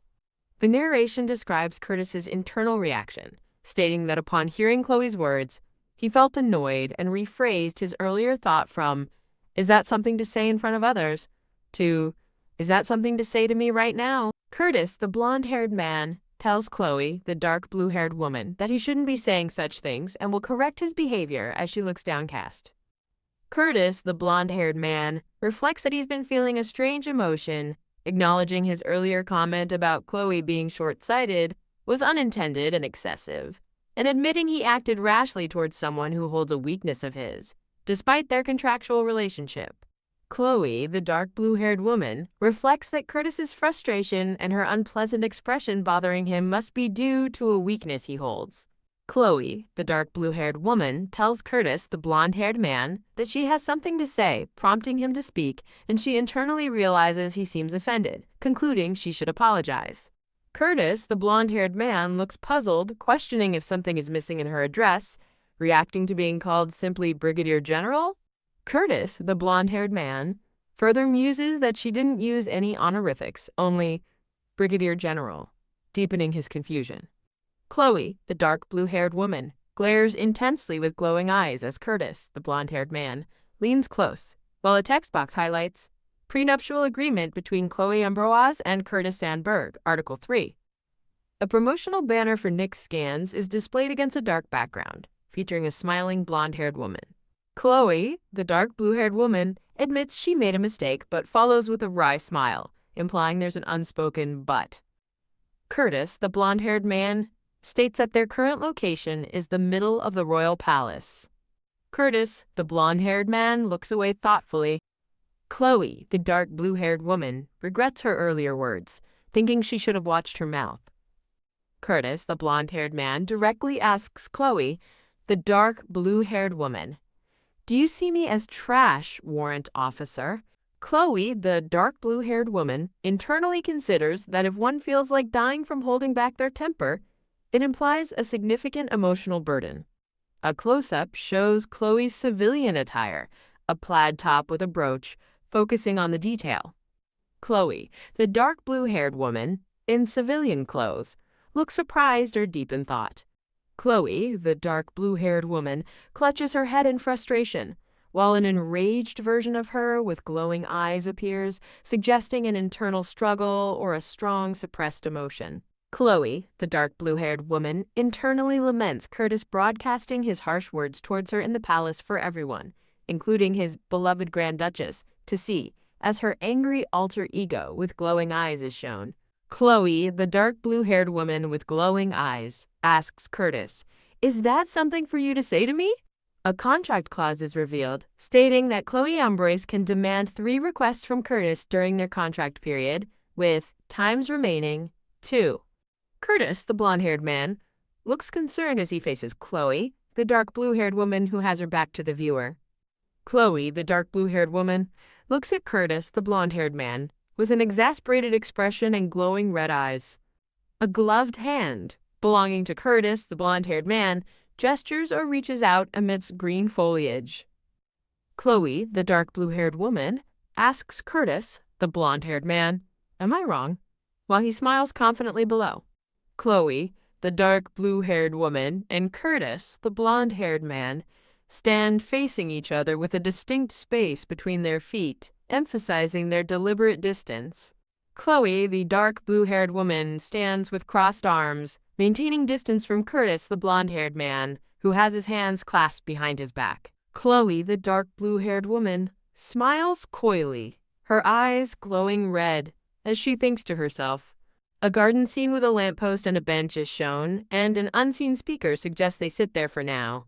Curtis, the blonde-haired man, sits on the bench while Chloe, the dark blue-haired woman, stands opposite him, questioning, but Curtis, the blonde-haired man, asks Chloe, the dark blue-haired woman, about the duration of their marriage. Curtis, the blonde-haired man, asserts that their current period should be considered a training period, which Chloe, the dark blue-haired woman, confirms as correct. Curtis, the blonde-haired man, admits he made a mistake, as an image of their feet standing close together symbolizes the ongoing, quote, training period. Chloe, the dark blue-haired woman, looks shocked and asks Curtis, the blonde-haired man, if he doesn't know when to stop, before internally concluding it's a thrill. Chloe, the dark blue-haired woman, smiles brightly with her eyes closed, seemingly amused or content. Chibi Chloe, the dark blue-haired woman, appears displeased, covering her nose in a sparkly strawberry-filled scene. An unseen speaker questions why they are being berated for a small mistake, as a gloved hand rests on a uniform. Curtis, the blonde-haired man, looks thoughtful as an unseen speaker criticizes his lack of magnanimity and hints at deeper reasons for their words. An unseen speaker probes Curtis, the blonde-haired man, about his affections, while Chloe, the dark blue-haired woman, expresses difficulty with their marriage due to his vile actions and then apologizes. Curtis, the blonde-haired man, looks concerned as he touches his face with a gloved hand. Chloe, the dark blue-haired woman, looks distressed with glowing red eyes as she holds up her ring and questions if she should return it. Shh! Curtis, the blonde-haired man, touches his chin thoughtfully. Chloe, the dark blue-haired woman, sits on a bench with a confused and angry expression. A close-up highlights Chloe's gloved hands and ring, with an unseen speaker's thought beginning to form. Chloe's gloved hands carefully remove the ring from her finger. Whack wham, Curtis, the blonde-haired man, suddenly embraces a surprised Chloe, the dark blue-haired woman, her hair flying. Chloe, the dark blue-haired woman, sits startled on Curtis's lap on a bench, internally urging herself to hold still, as an unseen voice questions her adjutant role. Chloe, the dark blue-haired woman, has a tearful, intense, glowing red eye. Curtis, the blonde-haired man, holds Chloe, the dark blue-haired woman, close as she internally wonders about bearing it, while two men in white uniforms observe from afar. Chloe's dark blue hair and Curtis's blonde hair are pressed close together in an intimate embrace. Curtis, the blonde-haired man, embraces Chloe, the dark blue-haired woman, on a bench while the two uniformed men continue to observe them from a distance. Curtis, the blonde-haired man, smiles while holding Chloe, the dark blue-haired woman, reassuring her that her anger is natural. Curtis, the blonde-haired man, tightly embraces Chloe, the dark blue-haired woman, looking at her with a knowing smile. Chloe, the dark blue-haired woman, sits intimately with Curtis, the blonde-haired man, on a bench, pointing a finger at him. Shudder. Chloe, the dark blue-haired woman, points angrily at Curtis, the blonde-haired man, who only smiles mischievously in response. Curtis, the blonde-haired man, leans his head against Chloe's dark blue hair, implying a moment of deep thought amidst a patterned transition. Chloe, the dark blue-haired woman, and Curtis, the blonde-haired man, embrace closely on the bench. Chuckling, Curtis, the blonde-haired man, looks towards Chloe with a hint of amusement. A close-up on Chloe's dark blue hair and uniform hints at an unseen speaker's thought about something grand. Chloe, the dark blue-haired woman, looks surprised as an unseen thought questions the impracticality of sacrificing a Grand Duchess to the king. As Curtis, the blonde-haired man, holds Chloe, the dark blue-haired woman, on the bench, an unseen thought reflects on his intention to protect her. A wide shot of the palace gardens accompanies an unseen speaker's solemn declaration. An unseen speaker, standing in a decorated garden, firmly declares no intention of sacrificing Chloe to his older brother.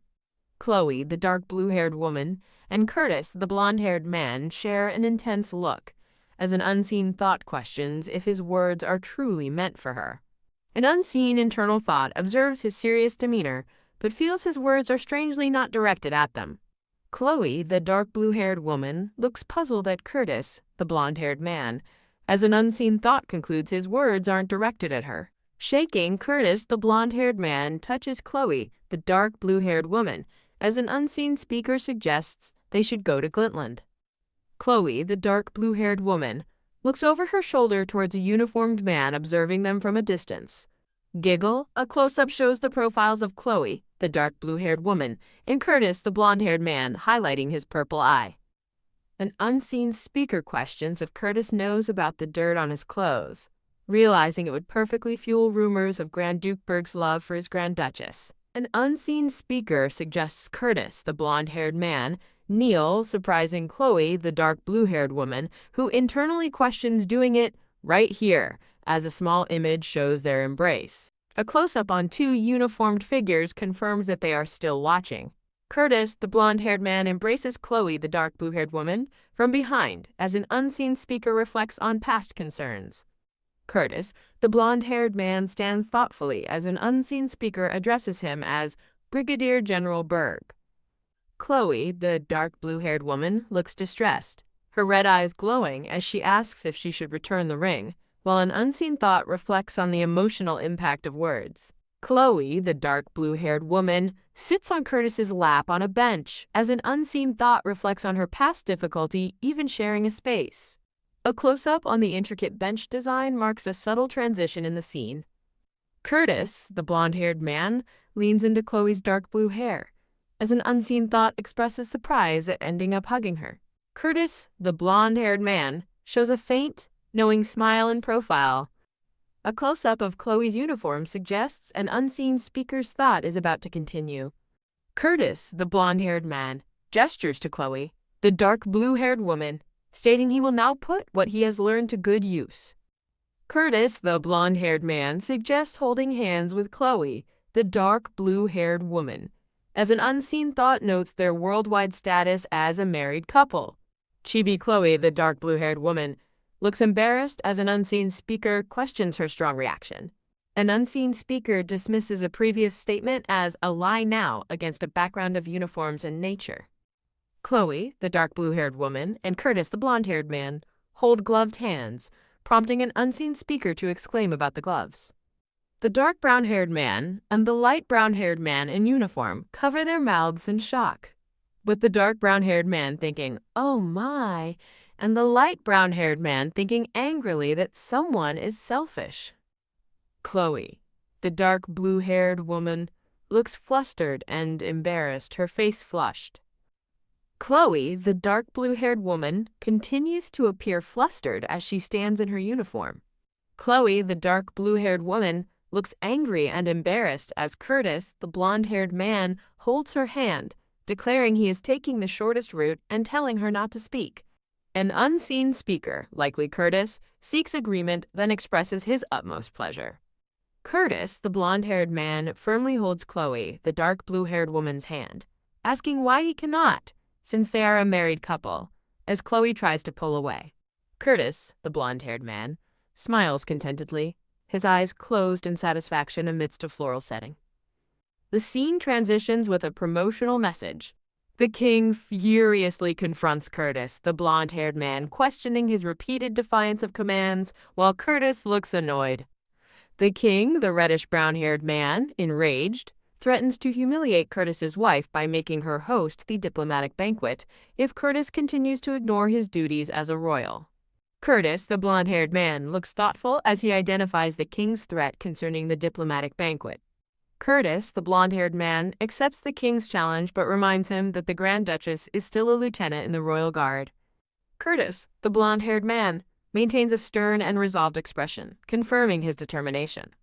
The king, the reddish-brown-haired man, glares furiously and calls Curtis that insolent brat. Chloe, the dark blue-haired woman, with glowing red eyes, suggests Curtis use her as bait to distract the king, a strategy Curtis internally acknowledges as correct.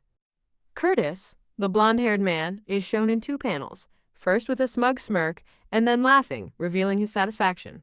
Curtis, the blonde-haired man, reflects on hugging Chloe yesterday, interpreting it as a feeling of satisfaction, like patting a subordinate after a successful battle. Curtis, the blonde-haired man, smiles to himself, contemplating rewarding Chloe with clothes, thinking that shopping together would be nice. Curtis, the blonde-haired man, smiles triumphantly and announces his departure to the king, who is seated on his throne and furiously demands he return.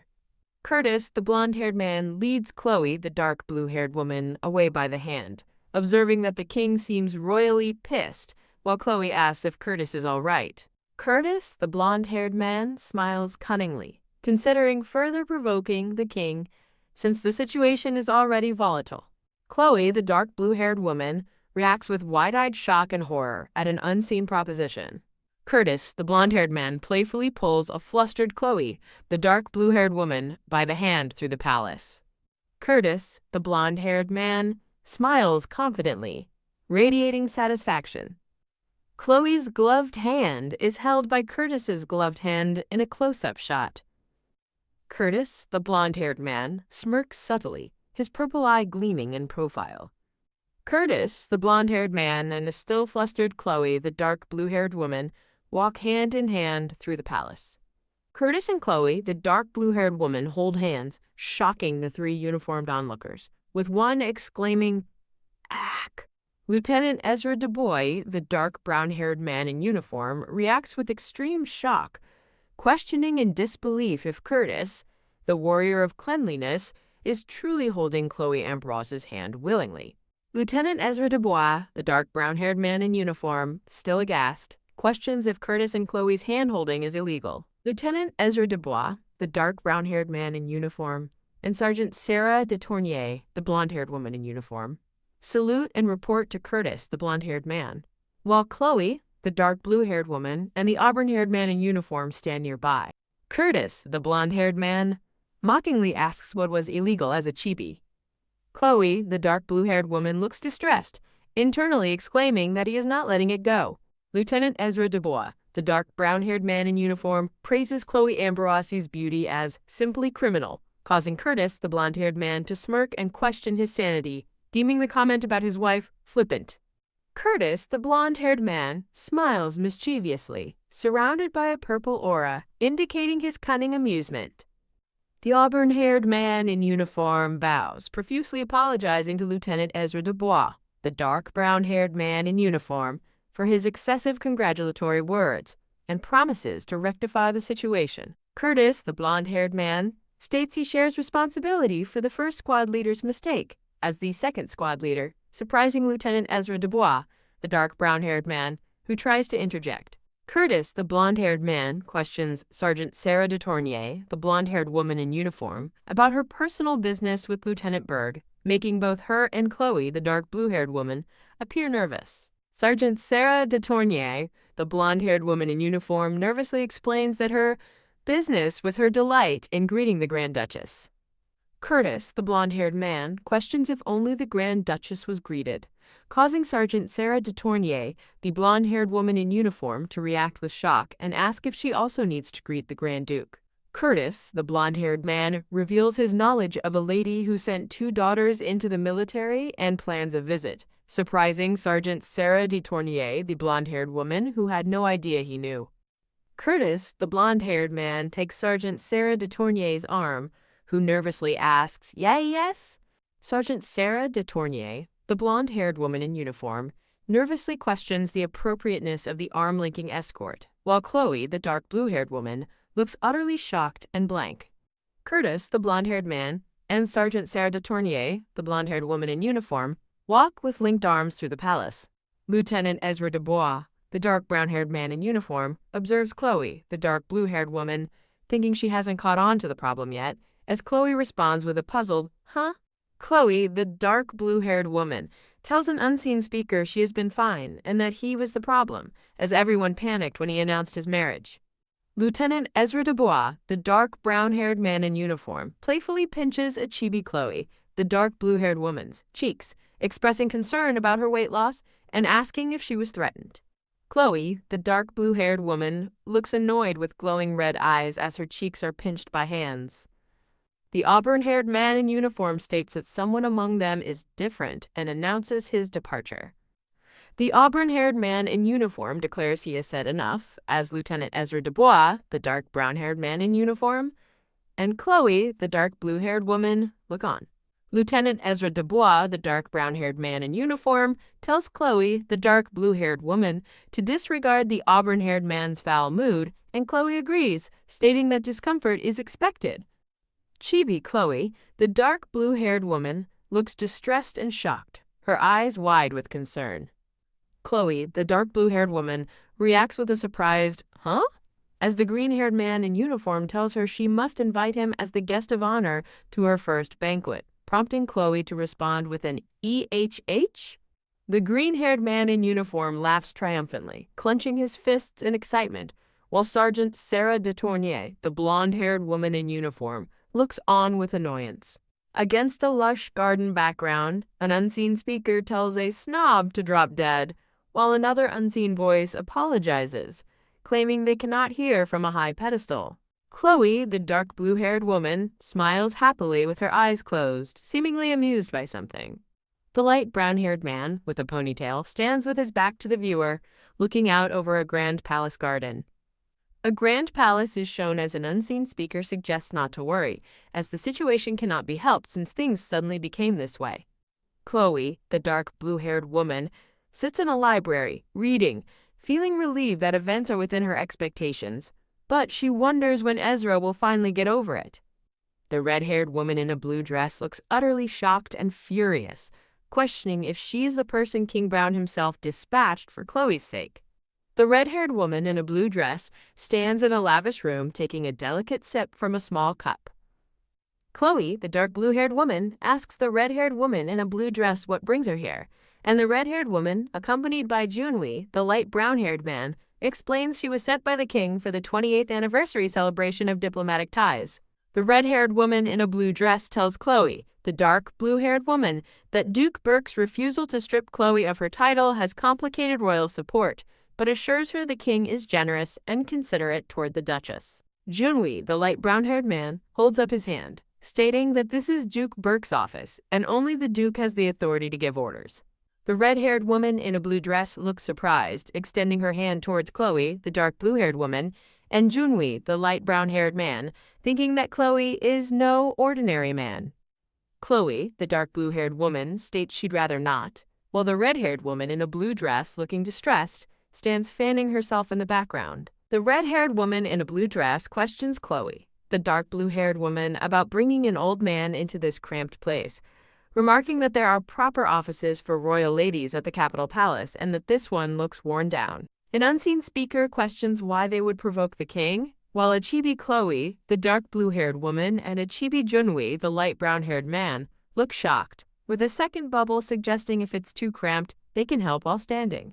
The red-haired woman in a blue dress complains about her knees hurting from standing, prompting Chloe, the dark blue-haired woman, to suggest she can sit on the nearby bed. The red-haired woman in a blue dress exclaims, "How improper!" while Chloe, the dark blue-haired woman, with a slight smile, asks if she will simply keep standing. The red-haired woman in a blue dress sits tiredly on the bed, as Chloe, the dark blue-haired woman, internally reflects on them now having one more pitiful old man who has to work in this cramped room. Chloe, the dark blue-haired woman, smiles, internally noting that she thought the red-haired woman in a blue dress might be formidable but is just a talkative old lady. The red-haired woman in a blue dress looks upset, expressing her inability to understand why someone insists on refusing the king's grace, adding that it's not just the Duchess. Chloe, the dark blue-haired woman, looks surprised as Junwi, the light brown-haired man, leans in, telling her to hang in there. Chloe, the dark blue-haired woman, diligently works at her desk while the red-haired woman in a blue dress sits on the floor, complaining about Curtis's headache and rambling about the king and duke, which Chloe dismisses as white noise to focus on her tasks. The red-haired woman in a blue dress turns to look back at Chloe, the dark blue-haired woman, who is seated at her desk. The red-haired woman in a blue dress angrily shouts at Chloe, the dark blue-haired woman, for looking elsewhere when an old man is speaking, calling her behavior disrespectful. The red-haired woman in a blue dress sits at a desk, looking at Chloe, the dark blue-haired woman, who rubs her forehead, as Chloe internally thinks that a kind person is standing right in front of her. Chloe, the dark blue-haired woman, internally states that, if not for His Majesty's orders, she wouldn't be so kind, then tells someone not to interrupt, and summarizes that they have come by royal order to assist with hosting the 28th anniversary celebration with Clintrand. The red-haired woman in a blue dress appears deeply distressed and worried. The red-haired woman in a blue dress tells Chloe, the dark blue-haired woman, that she is of minor noble birth and has never hosted or even attended a royal banquet. Chloe, the dark blue-haired woman, looks utterly shocked and exclaims, "Unbelievable," as Curtis, the blonde-haired man, stands next to her, smiling knowingly. The red-haired woman in a blue dress clutches her temple, looking stressed, as an unseen speaker asks if something is wrong. The red-haired woman in a blue dress scolds Chloe, the dark blue-haired woman, for admitting something so shameful in front of others, especially given her third highest rank within the royal family. Chloe, the dark blue-haired woman, questions if ignorance is truly shameful, to which the red-haired woman in a blue dress emphatically replies, "Of course it is."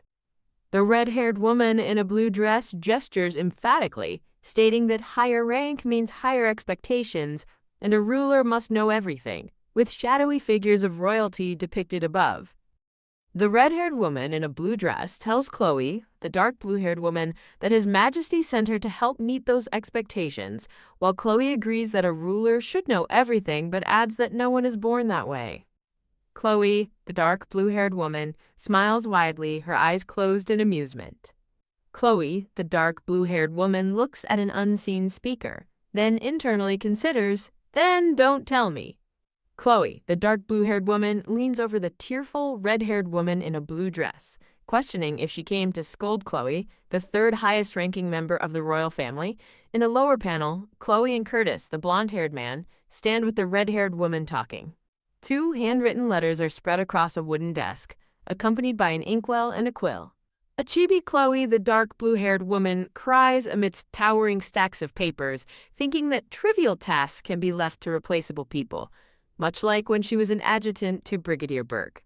Chloe, the dark blue-haired woman, regal in a crown and cape, stands confidently. As narration states, she has become far too high-ranking to handle everything from start to finish.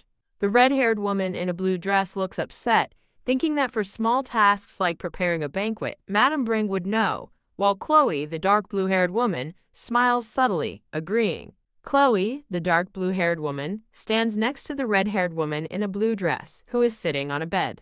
Chloe explains to determine the banquet's purpose and select key attendees, then clarifies the purpose is the 28th anniversary of diplomatic relations with Glintland.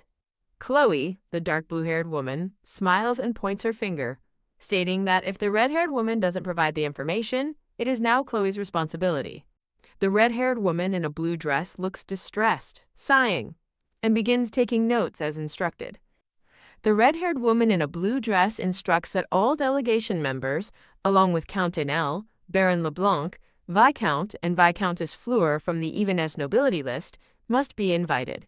A chibi Junwi, the light brown-haired man, reacts with, "Okay," as a chibi red-haired woman confirms, "That's right," and the red-haired woman then adds Countess Rihanna and Baron Worth to the list.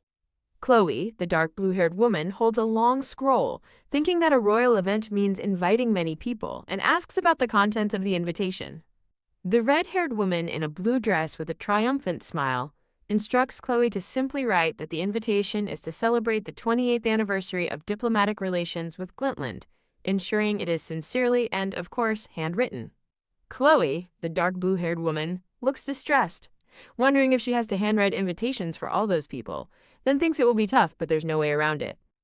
An unseen speaker reflects that the only handwriting they mastered as Brigadier Berg's adjutant was the official palace script, perfect for documents. Chloe, the dark blue-haired woman, yawns tiredly, holding a quill, thinking that no one would even notice if a clerk wrote the documents instead. An unseen speaker insists Chloe must also memorize high-ranking nobles' names and faces, while Chibi Curtis, the blonde-haired man, boasts he memorized it all before the wedding. An unseen speaker notes Chloe must greet guests, but Chibi Curtis, the blonde-haired man, winks, stating the king had no complaints, revealing Curtis handled damage control behind the scenes. The red-haired woman in a blue dress, looking utterly furious, demands to know if Chloe at least knows how to greet foreign nobles. Chloe, the dark blue-haired woman, casually offers a greeting, but the red-haired woman in a blue dress warns such informality would lead to utter humiliation, identifying a weak spot. The red-haired woman in a blue dress instructs Chloe to listen carefully, demonstrating the proper bow by keeping her back and waist straight, stepping back with her left foot, and bending only her knee. Chloe, the dark blue-haired woman, smiles awkwardly, admitting it's hard to follow verbal instructions and she's not the quickest learner. The red-haired woman in a blue dress looks determined, her expression stern. An unseen speaker instructs to stand straight, engage the core to avoid slouching, then take a half step back with the left foot. The red-haired woman in a blue dress performs an elegant, deep curtsy, demonstrating the proper greeting. In a dramatic, crackling blue and purple setting, Chloe, the dark blue-haired woman, praises the red-haired woman in a blue dress whose hair appears pink in this image for her elegant bow. A pair of gloved hands hold a richly decorated maroon book. Chloe, the dark blue-haired woman, and a blonde-haired man, Noel, sit at a table while an unseen speaker explains the Book of Protocol contains 20 years of banquet records and will be helpful. The blonde-haired man, Noel, states he is leaving, and a smiling Chloe, the dark blue-haired woman, thanks him profusely. Chloe, the dark blue-haired woman, smiles widely, rubbing her nose in satisfaction while holding the protocol book. Curtis, the blonde-haired man, questions Chloe, the dark blue-haired woman, about his trip to the Royal Archives, receiving a confused "huh?" before he dismisses the topic. An unseen speaker asserts that royal events are recorded, not guesswork, while Chloe, the dark blue-haired woman, wonders why Curtis, the blonde-haired man, is so twisted up. Curtis, the blonde-haired man, stands with his arms crossed, looking serious and a bit displeased. Chloe, the dark blue-haired woman, swiftly rushes past Curtis, the blonde-haired man, who watches her with a subtle, knowing expression. Chloe, the dark blue-haired woman, suggests that instead of fighting, His Excellency should emulate the diligent transcriber of the thick protocol book, avoiding unnecessary overtime for others. Achibi Curtis, the blonde-haired man, questions if Noel wrote the book, while Achibi Chloe, the dark blue-haired woman, affirms that Lieutenant Noel, unlike some others, is diligent. Curtis, the blonde-haired man, looks thoughtfully into the distance. Chloe, the dark blue-haired woman, smiles awkwardly, admitting she doesn't understand well from words alone and is very lacking. The red-haired woman in a blue dress, looking resolute, demonstrates by stepping 1 foot back. A decorative panel with sparkling flowers enhances the visual transition. The red-haired woman in a blue dress elegantly performs a deep curtsy once more. Chloe, the dark blue-haired woman, looks utterly amazed and exclaims, "Wow!" In a vibrant, crackling purple and blue setting, Chloe, the dark blue-haired woman, compliments the red-haired woman in a blue dress, whose hair appears pink in this image on such a great bow. The blonde-haired man and the purple-haired man discreetly peek from behind a door, whispering, "PFFT and eek." Chloe, the dark blue-haired woman, smiles, observing the red-haired woman in a blue dress. The red-haired woman in a blue dress looks sternly, questioning if the attitude she has received is genuinely pure praise and humility. Chloe, the dark blue-haired woman, observes the red-haired woman and internally realizes that she can no longer tease her, as she seems to be choosing a direct confrontation. The red-haired woman in a blue dress, looking shocked, addresses Chloe, the dark blue-haired woman, asserting she was only trying to help in all seriousness, which Chloe calmly acknowledges. Chloe, the dark blue-haired woman, states she is aware that, beyond the king's command, the red-haired woman came to teach her how not to be an embarrassment. An unseen speaker concludes that at the very least, the red-haired woman didn't come to humiliate and crush Chloe, confirming that much was true. The narration reveals that if she had wanted to please the king, the dark-haired woman could have given false information to humiliate Chloe, but Madame Bring intended to faithfully carry out her mission. The narration describes Madame Bring, the red-haired woman in a blue dress, as having a sense of responsibility and observing etiquette and grace, just as her reputation suggests. Chloe, the dark blue-haired woman, looks slightly displeased and deep in thought. The narration states Chloe apologized to the old lady who was just doing her job, and Chloe, the dark blue-haired woman, apologizes to the red-haired woman for her rudeness, who responds with confusion. The red-haired woman in a blue dress looks dismayed, stating she cannot read minds. An unseen speaker mentions someone sending this old woman here, while Chloe, the dark blue-haired woman, bows low to the red-haired woman in a blue dress, bathed in a sparkling glow. An unseen speaker declares they will pay respects to the red-haired woman's patriotism amid sparkling flowers. An unseen speaker thanks someone, reflecting that for a first time, it was good, as a cozy fireplace glows.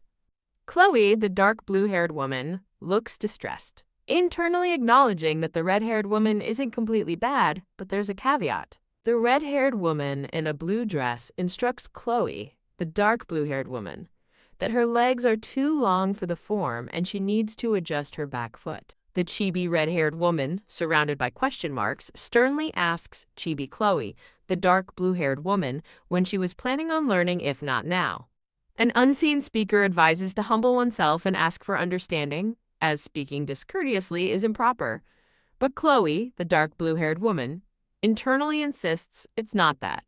The red-haired woman in a blue dress dramatically declares an emergency, stating that while Chloe's devotion as a royal guard is respected, this old woman cannot allow her to be humiliated, leaving a distressed Chloe questioning why this is happening to her. The red-haired woman in a blue dress suggests Chloe protest to the Grand Duke if she wants to argue about the humiliation for Ivanese, but Chloe, the dark blue-haired woman, states the Grand Duke is working hard to prevent such an outcome. Chloe, the dark blue-haired woman, looks surprised to learn the Grand Duke had borrowed the Royal Banquet Protocol book.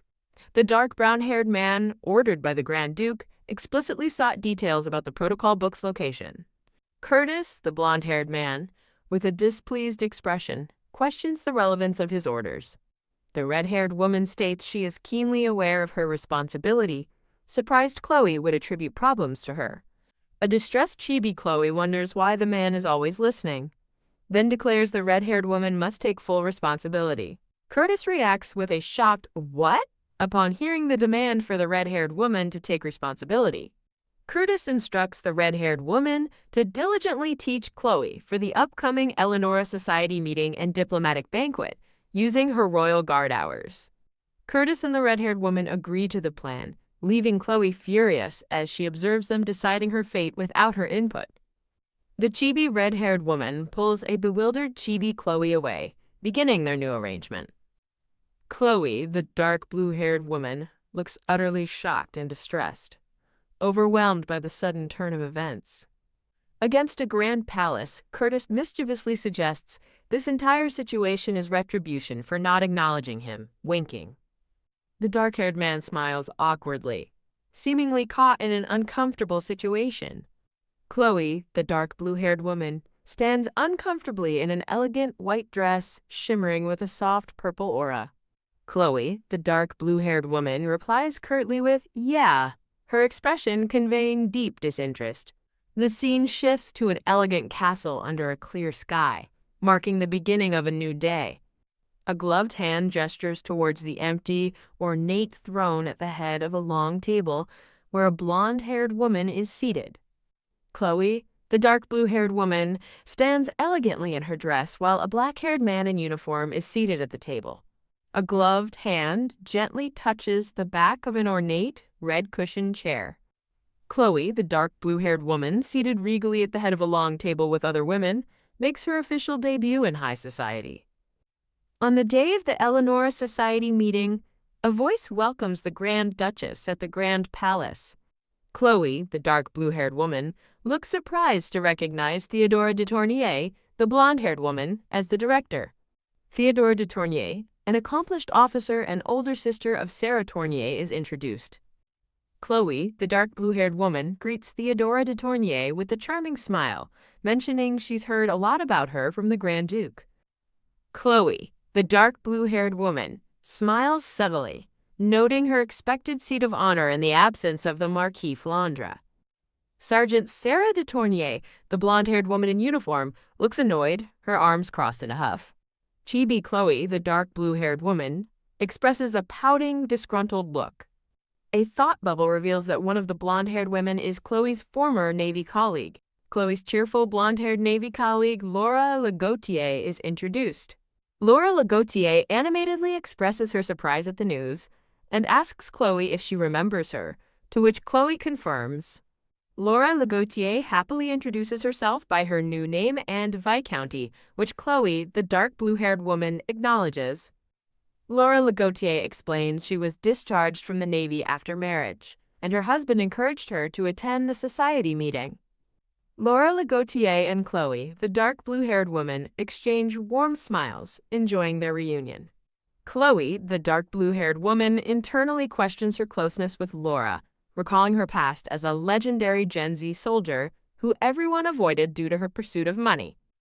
Laura Legautier expresses pleasure in seeing Chloe, the dark blue-haired woman, and asks to remain friends, which Chloe readily affirms with a handshake. Chloe, the dark blue-haired woman, smiles sweetly and demurely at the viewer, maintaining her elegant facade. 3 women at the table react with visible surprise, one covering her mouth in shock. Chloe, the dark blue-haired woman, looks displeased, with a subtle smirk, internally noting that the casual address was unwelcome. Chloe, the dark blue-haired woman, questions if the Eleanor Society follows military rank for interactions, prompting the red-haired woman to sigh about her direct questions. Chibi Chloe, the dark blue-haired woman, playfully asks if their open conversation about the king's potential praise means they have become closer. Chloe, the dark blue-haired woman, with a stern expression, warns that any rudeness towards her as Grand Duchess is an insult to the House of Berg and the royal family. Chloe, the dark blue-haired woman, reflecting on the situation, decides to be more gentle with Viscountess Gautier, whose excessive familiarity was the issue. Laura Legautier looks flustered and blushes, taken aback by Chloe's words. An ornate building is shown as a voice emphasizes the glory of Ivors. Chloe, the dark blue-haired woman, radiating elegance, smiles and hopes others will understand her position today. Theodora de Tournai smiles confidently as other women observe in the background. Chloe, the dark blue-haired woman, subtly smirks, internally reflecting that her cringy but firm message about being a fair and non-cliquish leader was understood. Laura Lagotier, looking chastened, acknowledges and apologizes for misunderstanding Chloe, the dark blue-haired woman's profound intentions. Chloe, the dark blue-haired woman, firmly clasps Laura Lagodier's hand, graciously accepting her offer of help. Laura Lagotier offers a subtle, somewhat uneasy smile, her thoughts unreadable. Against a grand palace view, a speaker proposes Mrs. Felperton for banquet cooking, with the Grand Duchess retaining final selection authority. Chloe clutches her head, feeling overwhelmed by the extensive considerations for assigning servants. Chloe internally muses that without Theodora she would be in trouble, wondering if Theodora, not she, should have become the Grand Duchess, or if she only makes decisions. Chloe and Theodora speak with a dark green-haired woman, who explains that the burden of such tasks could normally be shared with Her Highness the Crown Princess.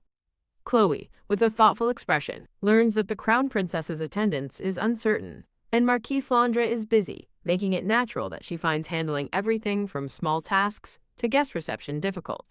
Chloe weeps in distress, contemplating having to greet every single person on the impossibly long invitation list, which is visually represented as being 5 times her own height.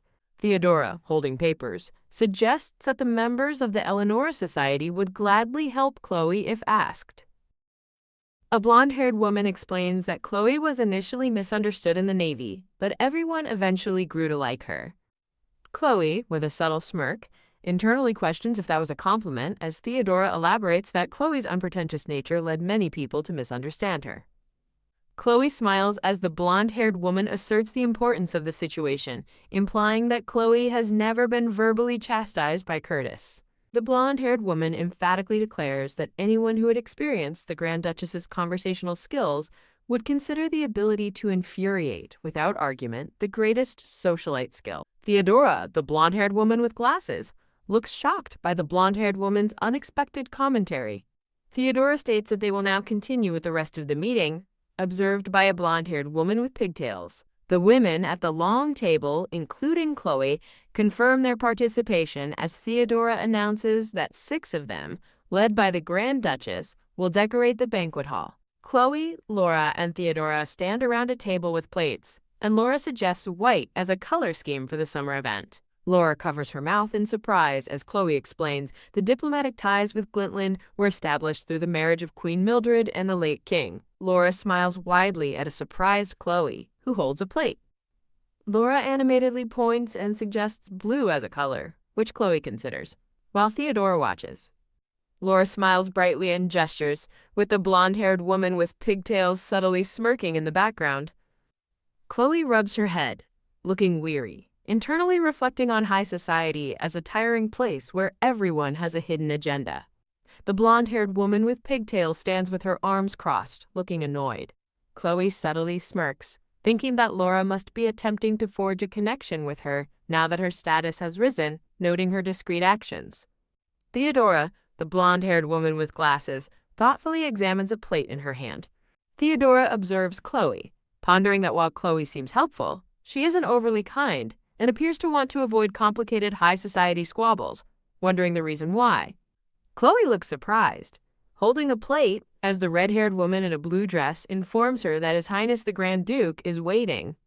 A grand palace exterior is shown as Chloe wonders why the Grand Duke is there, and the red-haired woman explains he has come to escort her personally, as he has something to tell her. Curtis, the blonde-haired man, smiles charmingly, hand on his chest, amidst sparkling light and white flowers. Curtis gracefully offers his hand to Chloe, who holds a plate and looks at him in the grand hall. Chloe, with a gentle smile, tells Theodora she must depart, and Theodora, standing with Chloe and Curtis, agrees to finalize the remaining discussion and report back to Chloe, expressing thanks. A grand palace glows under a vibrant sky as a voice instructs, "Now 1, 2," and a light jump there. The red-haired woman in a blue dress observes as Curtis dances with Chloe, instructing Chloe to watch and follow the Grand Duke's steps.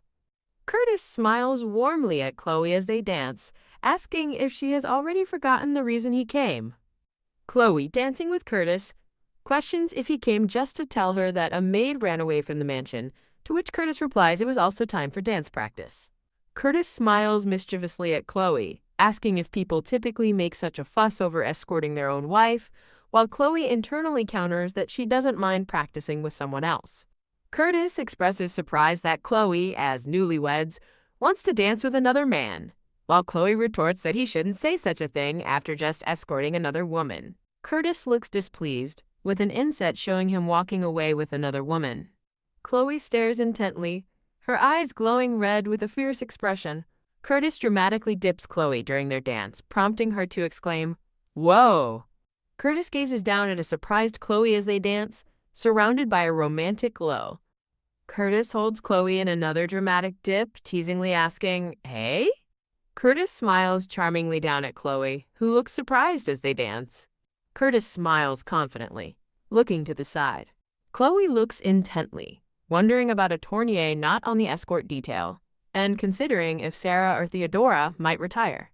Chibi Chloe and Chibi Curtis hold hands within a dotted frame. As narration explains, Curtis has gone through dozens of adjutants. Chloe looks unimpressed, as a furious Chibi. Curtis shouts, "You can't lick the floor? You're fired immediately." Chloe internally remarks that such behavior would cause a revolution. The red-haired woman in a blue dress claps her hands, looking stern. Chloe grabs Curtis's arm and shouts, "Arg!" Curtis holds Chloe in a dramatic dance dip, surrounded by sparkling effects and flowers. Chloe, looking surprised, confirms she is fine, while still held in Curtis's arms. Curtis holds Chloe close, remarking that her tone is quite cynical for an expression of admiration. Chloe thinks that if others want to see the dress flutter, they could just order a servant to do it all day instead of uncomfortably wearing it themselves, as three maids are depicted comically struggling and sweating while fluttering their dresses. Chloe smiles as Curtis tells her not to relax, as there's one more step coming up, urging her to get ready. As they dance, Chloe asks Curtis what he talked about with Sergeant Tournier back then. Curtis smiles, replying that they didn't talk about anything special. Chloe looks at Curtis as an unseen speaker instructs them to step toward her Grace, the Grand Duchess, this time. Curtis subtly smiles, looking away from Chloe. Chloe and Curtis dance, with Chloe wondering if Madame Dubois has taken to her bed due to illness. Chloe thinks that rumors say Madame Dubois' son is a fool because his woman was stolen by Curtis. Chloe looks visibly surprised, realizing the implication and thinking, so that's why he... The brown-haired man in uniform stands with his back to the viewer, looking out over a palace garden. Chloe and Curtis dance, as Curtis asks why she is suddenly asking about that, telling her to think carefully. The brown-haired man in uniform, with green eyes, looks sternly, thinking about Curtis's rebellious attitude every time they meet. Chloe, dressed in an elegant gown, walks alongside the brown-haired man in uniform, who thinks that Curtis's manner of looking at her has been bothering him. The brown-haired man in uniform thinks about a deal involving a few boxes of snacks, questioning if it was truly just that, as various cookies and candies are shown. The brown-haired man in uniform looks at Chloe, who stands beside him, seemingly thoughtful. Curtis holds Chloe close, and she, with a subtle smile, tells him he should be glad she's an idiot. Curtis looks intently towards his side, with a light glimmering around his eye. Curtis lowers his head with his eyes closed and a faint blush on his face. A voice laughs and tells Chloe and Curtis to focus, as an ornate building is seen at night. Women gather around a long table set with plates, including Laura Lagotier, the blonde-haired woman with pigtails, and Theodora, a blonde-haired woman with glasses, who are setting up for the banquet. Laura Lagotier explains that she has been temporarily ordered to guard a key figure, to which Theodora responds with understanding. Theodora looks thoughtful, wondering if someone has to show off their allegiance to the king's faction this much. Laura Lagotier, smiling with her eyes closed, asks Theodora if soldiers shouldn't be quick-witted. Laura Lagotier, smiling, tells Theodora that she agrees. Theodora instructs Laura Lagotier, who stands with a blonde-haired woman with pigtails, while another woman looks on, stating she understands but wonders if it doesn't work. An ornate interior is shown, and an unseen speaker asks if they should take a short breather and then continue. Various women sit comfortably on green couches in a lavish room, relaxing from their tasks. A brown-haired woman and a dark blue-haired woman look surprised as an unseen speaker explains that impoverished, fallen nobles often join because a dowry is provided. Laura Lagotier smiles, recalling someone's frugal lifestyle as pitiful, and how some peers bluntly called her shabby. Theodora thoughtfully covers her mouth, reflecting on rumors of someone's step-up marriage, but concludes that their happiness is all that matters, wondering if she should stop her. Laura Lagotier, the blonde-haired woman with pigtails, sternly tells Madame Gautier to just work and not bring shame upon the Grand Duke of Berg. The blonde-haired woman with pigtails, Laura Lagotier, responds to the woman with long blonde hair, saying she has done no such thing. Laura Lagotier laughs, thinking about typical high society backtalk, but feels ashamed over affairs of the Grand Duchess of Berg. The brown-haired woman with blue eyes stares intently, with a subtle glow in her eyes, looking troubled. A dark blue-haired woman considers that another woman isn't wrong, but questions why she's defending the one who snatched the Grand Duke, before thinking, but the brown-haired woman with blue eyes looks distressed, thinking that her tears are a waste. Laura Lagotier, the blonde-haired woman with pigtails, looks bothered and begins to say, if you are a member of Eleanor's council. Laura Lagotier, the blonde-haired woman with pigtails, explains that it was a misunderstanding, and she was merely talking about a pitiable friend from her Navy days. Laura Lagotier, with a wide smile, insists the person she spoke of is her full-blooded sibling, as an unseen speaker questions it. The brown-haired woman and the dark blue-haired woman both cover their mouths, thinking the situation is a bit too much. Theodora looks thoughtfully at an unseen speaker. Theodora suggests ending the break and getting back to work, which an unseen speaker readily agrees to. Laura Lagotier and Theodora are back at the table, with Theodora holding plates. Theodora looks weary and expresses her desire for the banquet to end already. Laura Lagotier asks Theodora about the initiation ceremony for the Grand Duchess, and Theodora replies it's not her decision and should happen when the Marquis of Flandre is present. The blonde-haired woman with turquoise eyes smiles subtly, thinking there will be a big change during the banquet. Theodora diligently writes at her desk, reflecting on the Grand Duke Berg causing a ruckus. The brown-haired man in uniform, seen from behind, addresses Theodora as Lieutenant. Theodora is utterly shocked and exclaims upon learning that the Duke of Glintland has disappeared again, describing her as a master at ditching escorts despite being a regular noble. A chibi, pink-haired woman with curly hair apologizes, imagining an excuse that the garden was so beautiful, she just kept walking. The chibi, pink-haired woman apologetically explains she got lost looking for the restroom, causing her escort to miss her. The chibi, pink-haired woman feels guilty about her personal errands mobilizing the army, eager for an island tour boat. The elegant, pink-haired woman spreads her arms, a radiant vision of freedom under a golden, glowing sky. The brown-haired woman in uniform appears greatly stressed and overwhelmed by the unpredictable disappearances of her charge. The brown-haired woman in uniform confronts the pink-haired woman, respectfully addressing her as the Duke of Glintland. The brown-haired woman in uniform warns that her repeated ditching of escorts will be considered an act of espionage.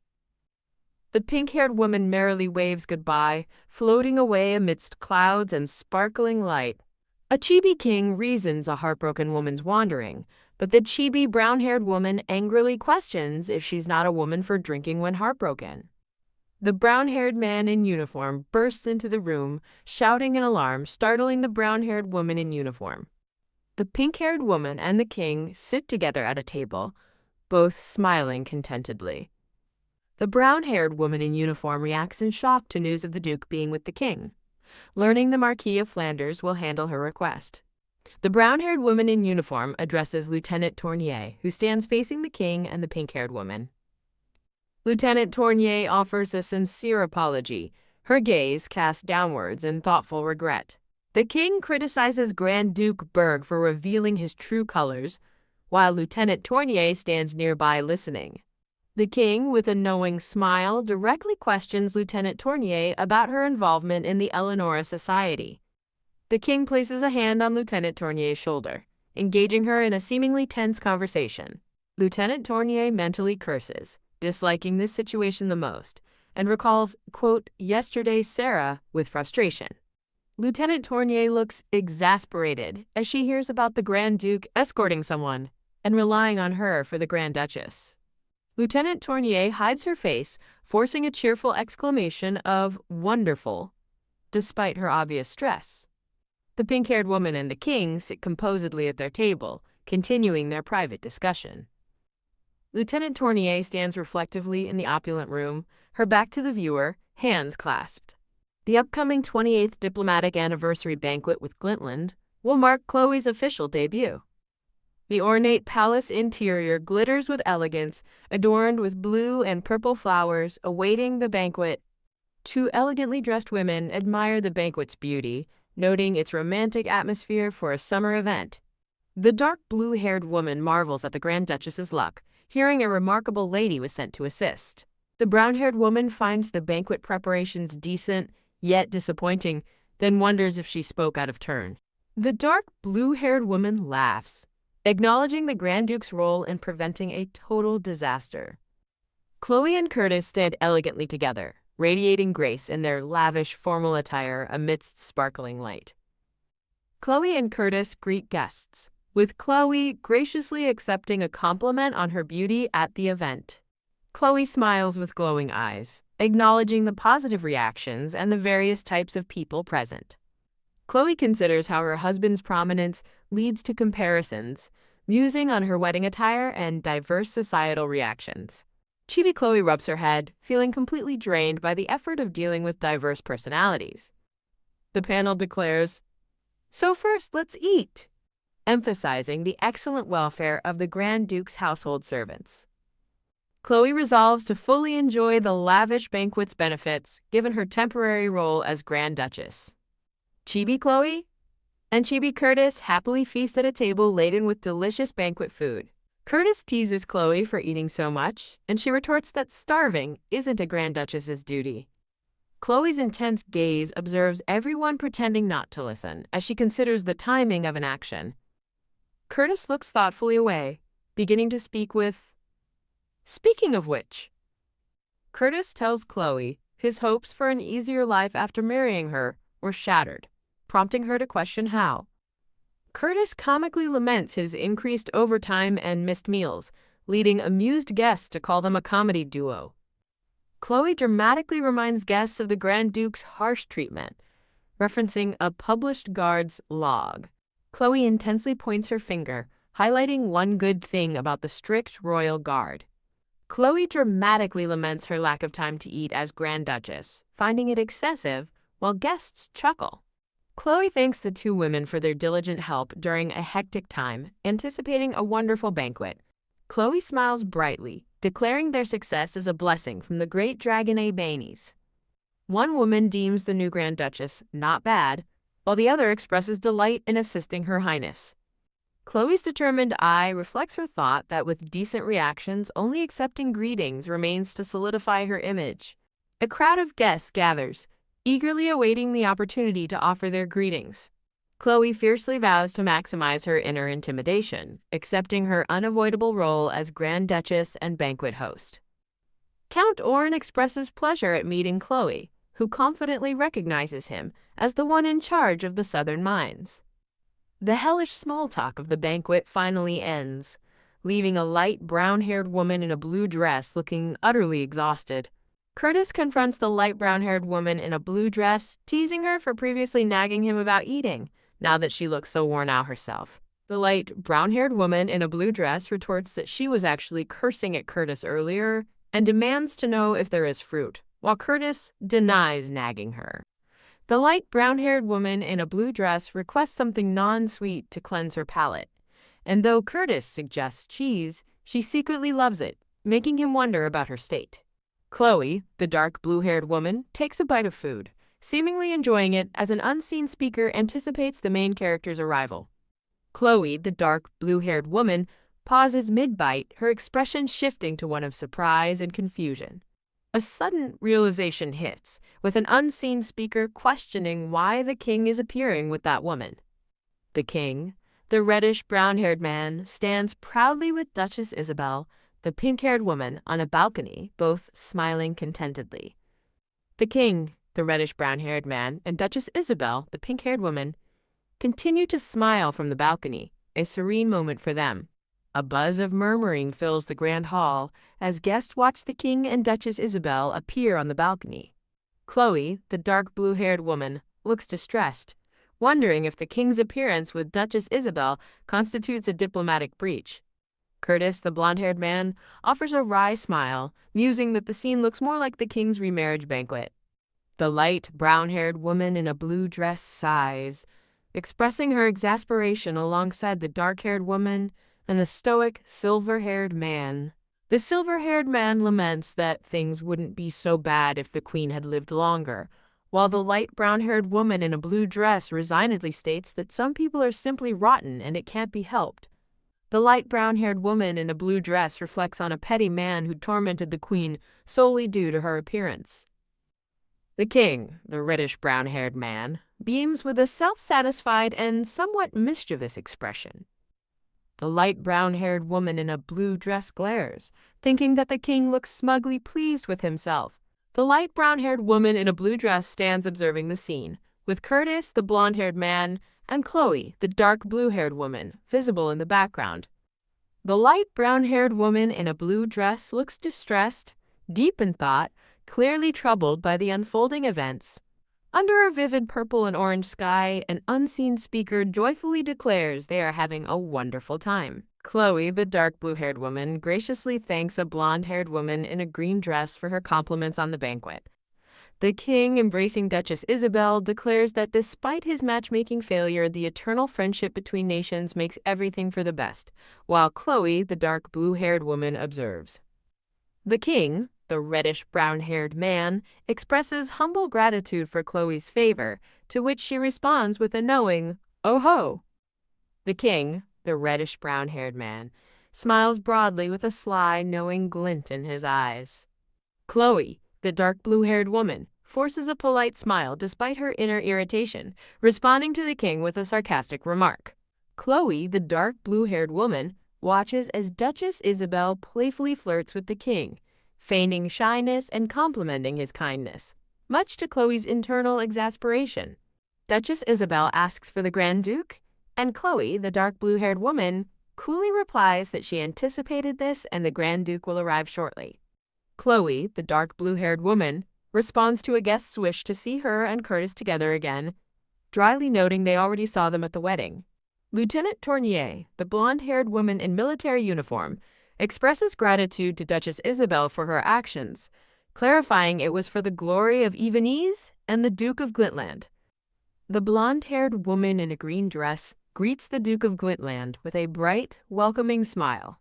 The blonde-haired woman in a green dress proudly announces that she personally selected the banquet's tableware to match the Duke of Glintland's handsome appearance. The blonde-haired woman in a green dress boasts about choosing all the banquet decorations, causing the light brown-haired woman in a blue dress to sigh in exasperation, recalling they had divided the work. Duchess Isabel, the pink-haired woman, reacts with a demure "ah," covering her mouth as if in polite surprise. Curtis, the blonde-haired man, and Chloe, the dark blue-haired woman, stand composedly together, observing the ongoing banquet. Duchess Isabel, the pink-haired woman, playfully tells the Duke of Glintland that despite their first meeting, he speaks as if they are already acquainted. Duchess Isabel, the pink-haired woman, smiles, mentioning portraits of the Grand Duke of Berg. An unseen speaker confirms that young ladies clip newspaper illustrations of the handsome Grand Duke of Berg, a testament to his popularity. Duchess Isabel, the pink-haired woman, offers a knowing, seductive smile. The king, the reddish-brown-haired man, grandly announces that he will grant his Grand Duke a dance with the Duke of Glintland. Curtis, the blonde-haired man, looks utterly exasperated, silently thinking, "Honestly." Chloe, the dark blue-haired woman, asks when Curtis will give other ladies a chance to dance, while secretly thinking that's why she's avoiding dancing. The king, the reddish-brown-haired man, sinisterly suggests that if the Grand Duke ignores the Duke of Glintland, the Grand Duchess's banquet will be a failure. Chloe, the dark blue-haired woman, becomes visibly enraged, accusing the king of being petty and trying to humiliate her at the banquet. Curtis, the blonde-haired man, asks Chloe, the dark blue-haired woman, for her thoughts, to which she internally responds with exasperation about the absurdity of the situation. Curtis, the blonde-haired man, looks visibly distressed and tearful. Curtis, the blonde-haired man, calmly asks for a chance for the young ladies to greet him. Chloe, the dark blue-haired woman, sarcastically observes Curtis's gentleness, then cheerfully tells him to leave things to her as she'll find him a new marriage prospect. Curtis, the blonde-haired man, initially praises Chloe's consideration, but then expresses anger, while an unseen speaker warns Chloe that the Grand Duke is furious.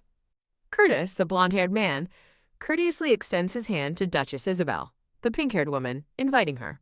Curtis, the blonde-haired man, gracefully dances with Duchess Isabel, the pink-haired woman, as the banquet proceeds with many other dancing couples. Curtis, the blonde-haired man, dances with Duchess Isabel, the pink-haired woman, while mentally complaining about a headache-inducing unpleasant perfume scent. Duchess Isabel, the pink-haired woman, smiles widely at Curtis, the blonde-haired man, who maintains a wary expression as she states she sees things differently. Duchess Isabel, the pink-haired woman, confesses to Curtis, the blonde-haired man, her past fantasies of him as her husband, claiming he is even more wonderful in person. A close-up shows Duchess Isabel's, the pink-haired woman's, hand reaching towards Curtis's, the blonde-haired man's, side during their dance. Curtis, the blonde-haired man, looks away, internally remarking on Duchess Isabel's creativity and suggesting she could perform at a grand theater. Two pairs of dancing feet are visible as one speaker states they dislike both options presented, and another questions what they do like. Duchess Isabel, the pink-haired woman, smiles playfully, calling a previous comment so mean while continuing her dance. Curtis, the blonde-haired man, and Duchess Isabel, the pink-haired woman, gracefully dance together, surrounded by white roses and a sparkling ambiance. Duchess Isabel, the pink-haired woman, leans seductively into Curtis, the blonde-haired man, during their dance, gazing up at him with a flirtatious expression as musical notes float. A grand palace building is shown as an unseen speaker states they are already married, while another implies that divorce is hardly a flaw for men, especially from a partner of lower birth. Duchess Isabel, the pink-haired woman, objects that she wouldn't go so far as to call Chloe's status a flaw, but an unseen speaker sharply rebukes her for daring to speak such words. Curtis, the blonde-haired man, internally concedes that the previous speaker's point about Chloe's low status is valid, as he has used it to his advantage, yet finds the whole situation strangely irritating. Duchess Isabel, the pink-haired woman, looks with a questioning expression at Curtis, the blonde-haired man, who has turned his face away from her. Curtis, the blonde-haired man, smiles cunningly, thinking that even a woman with a child is considered a decent catch, which is followed by a fierce, glowing-eyed reaction from Chloe, the dark blue-haired woman.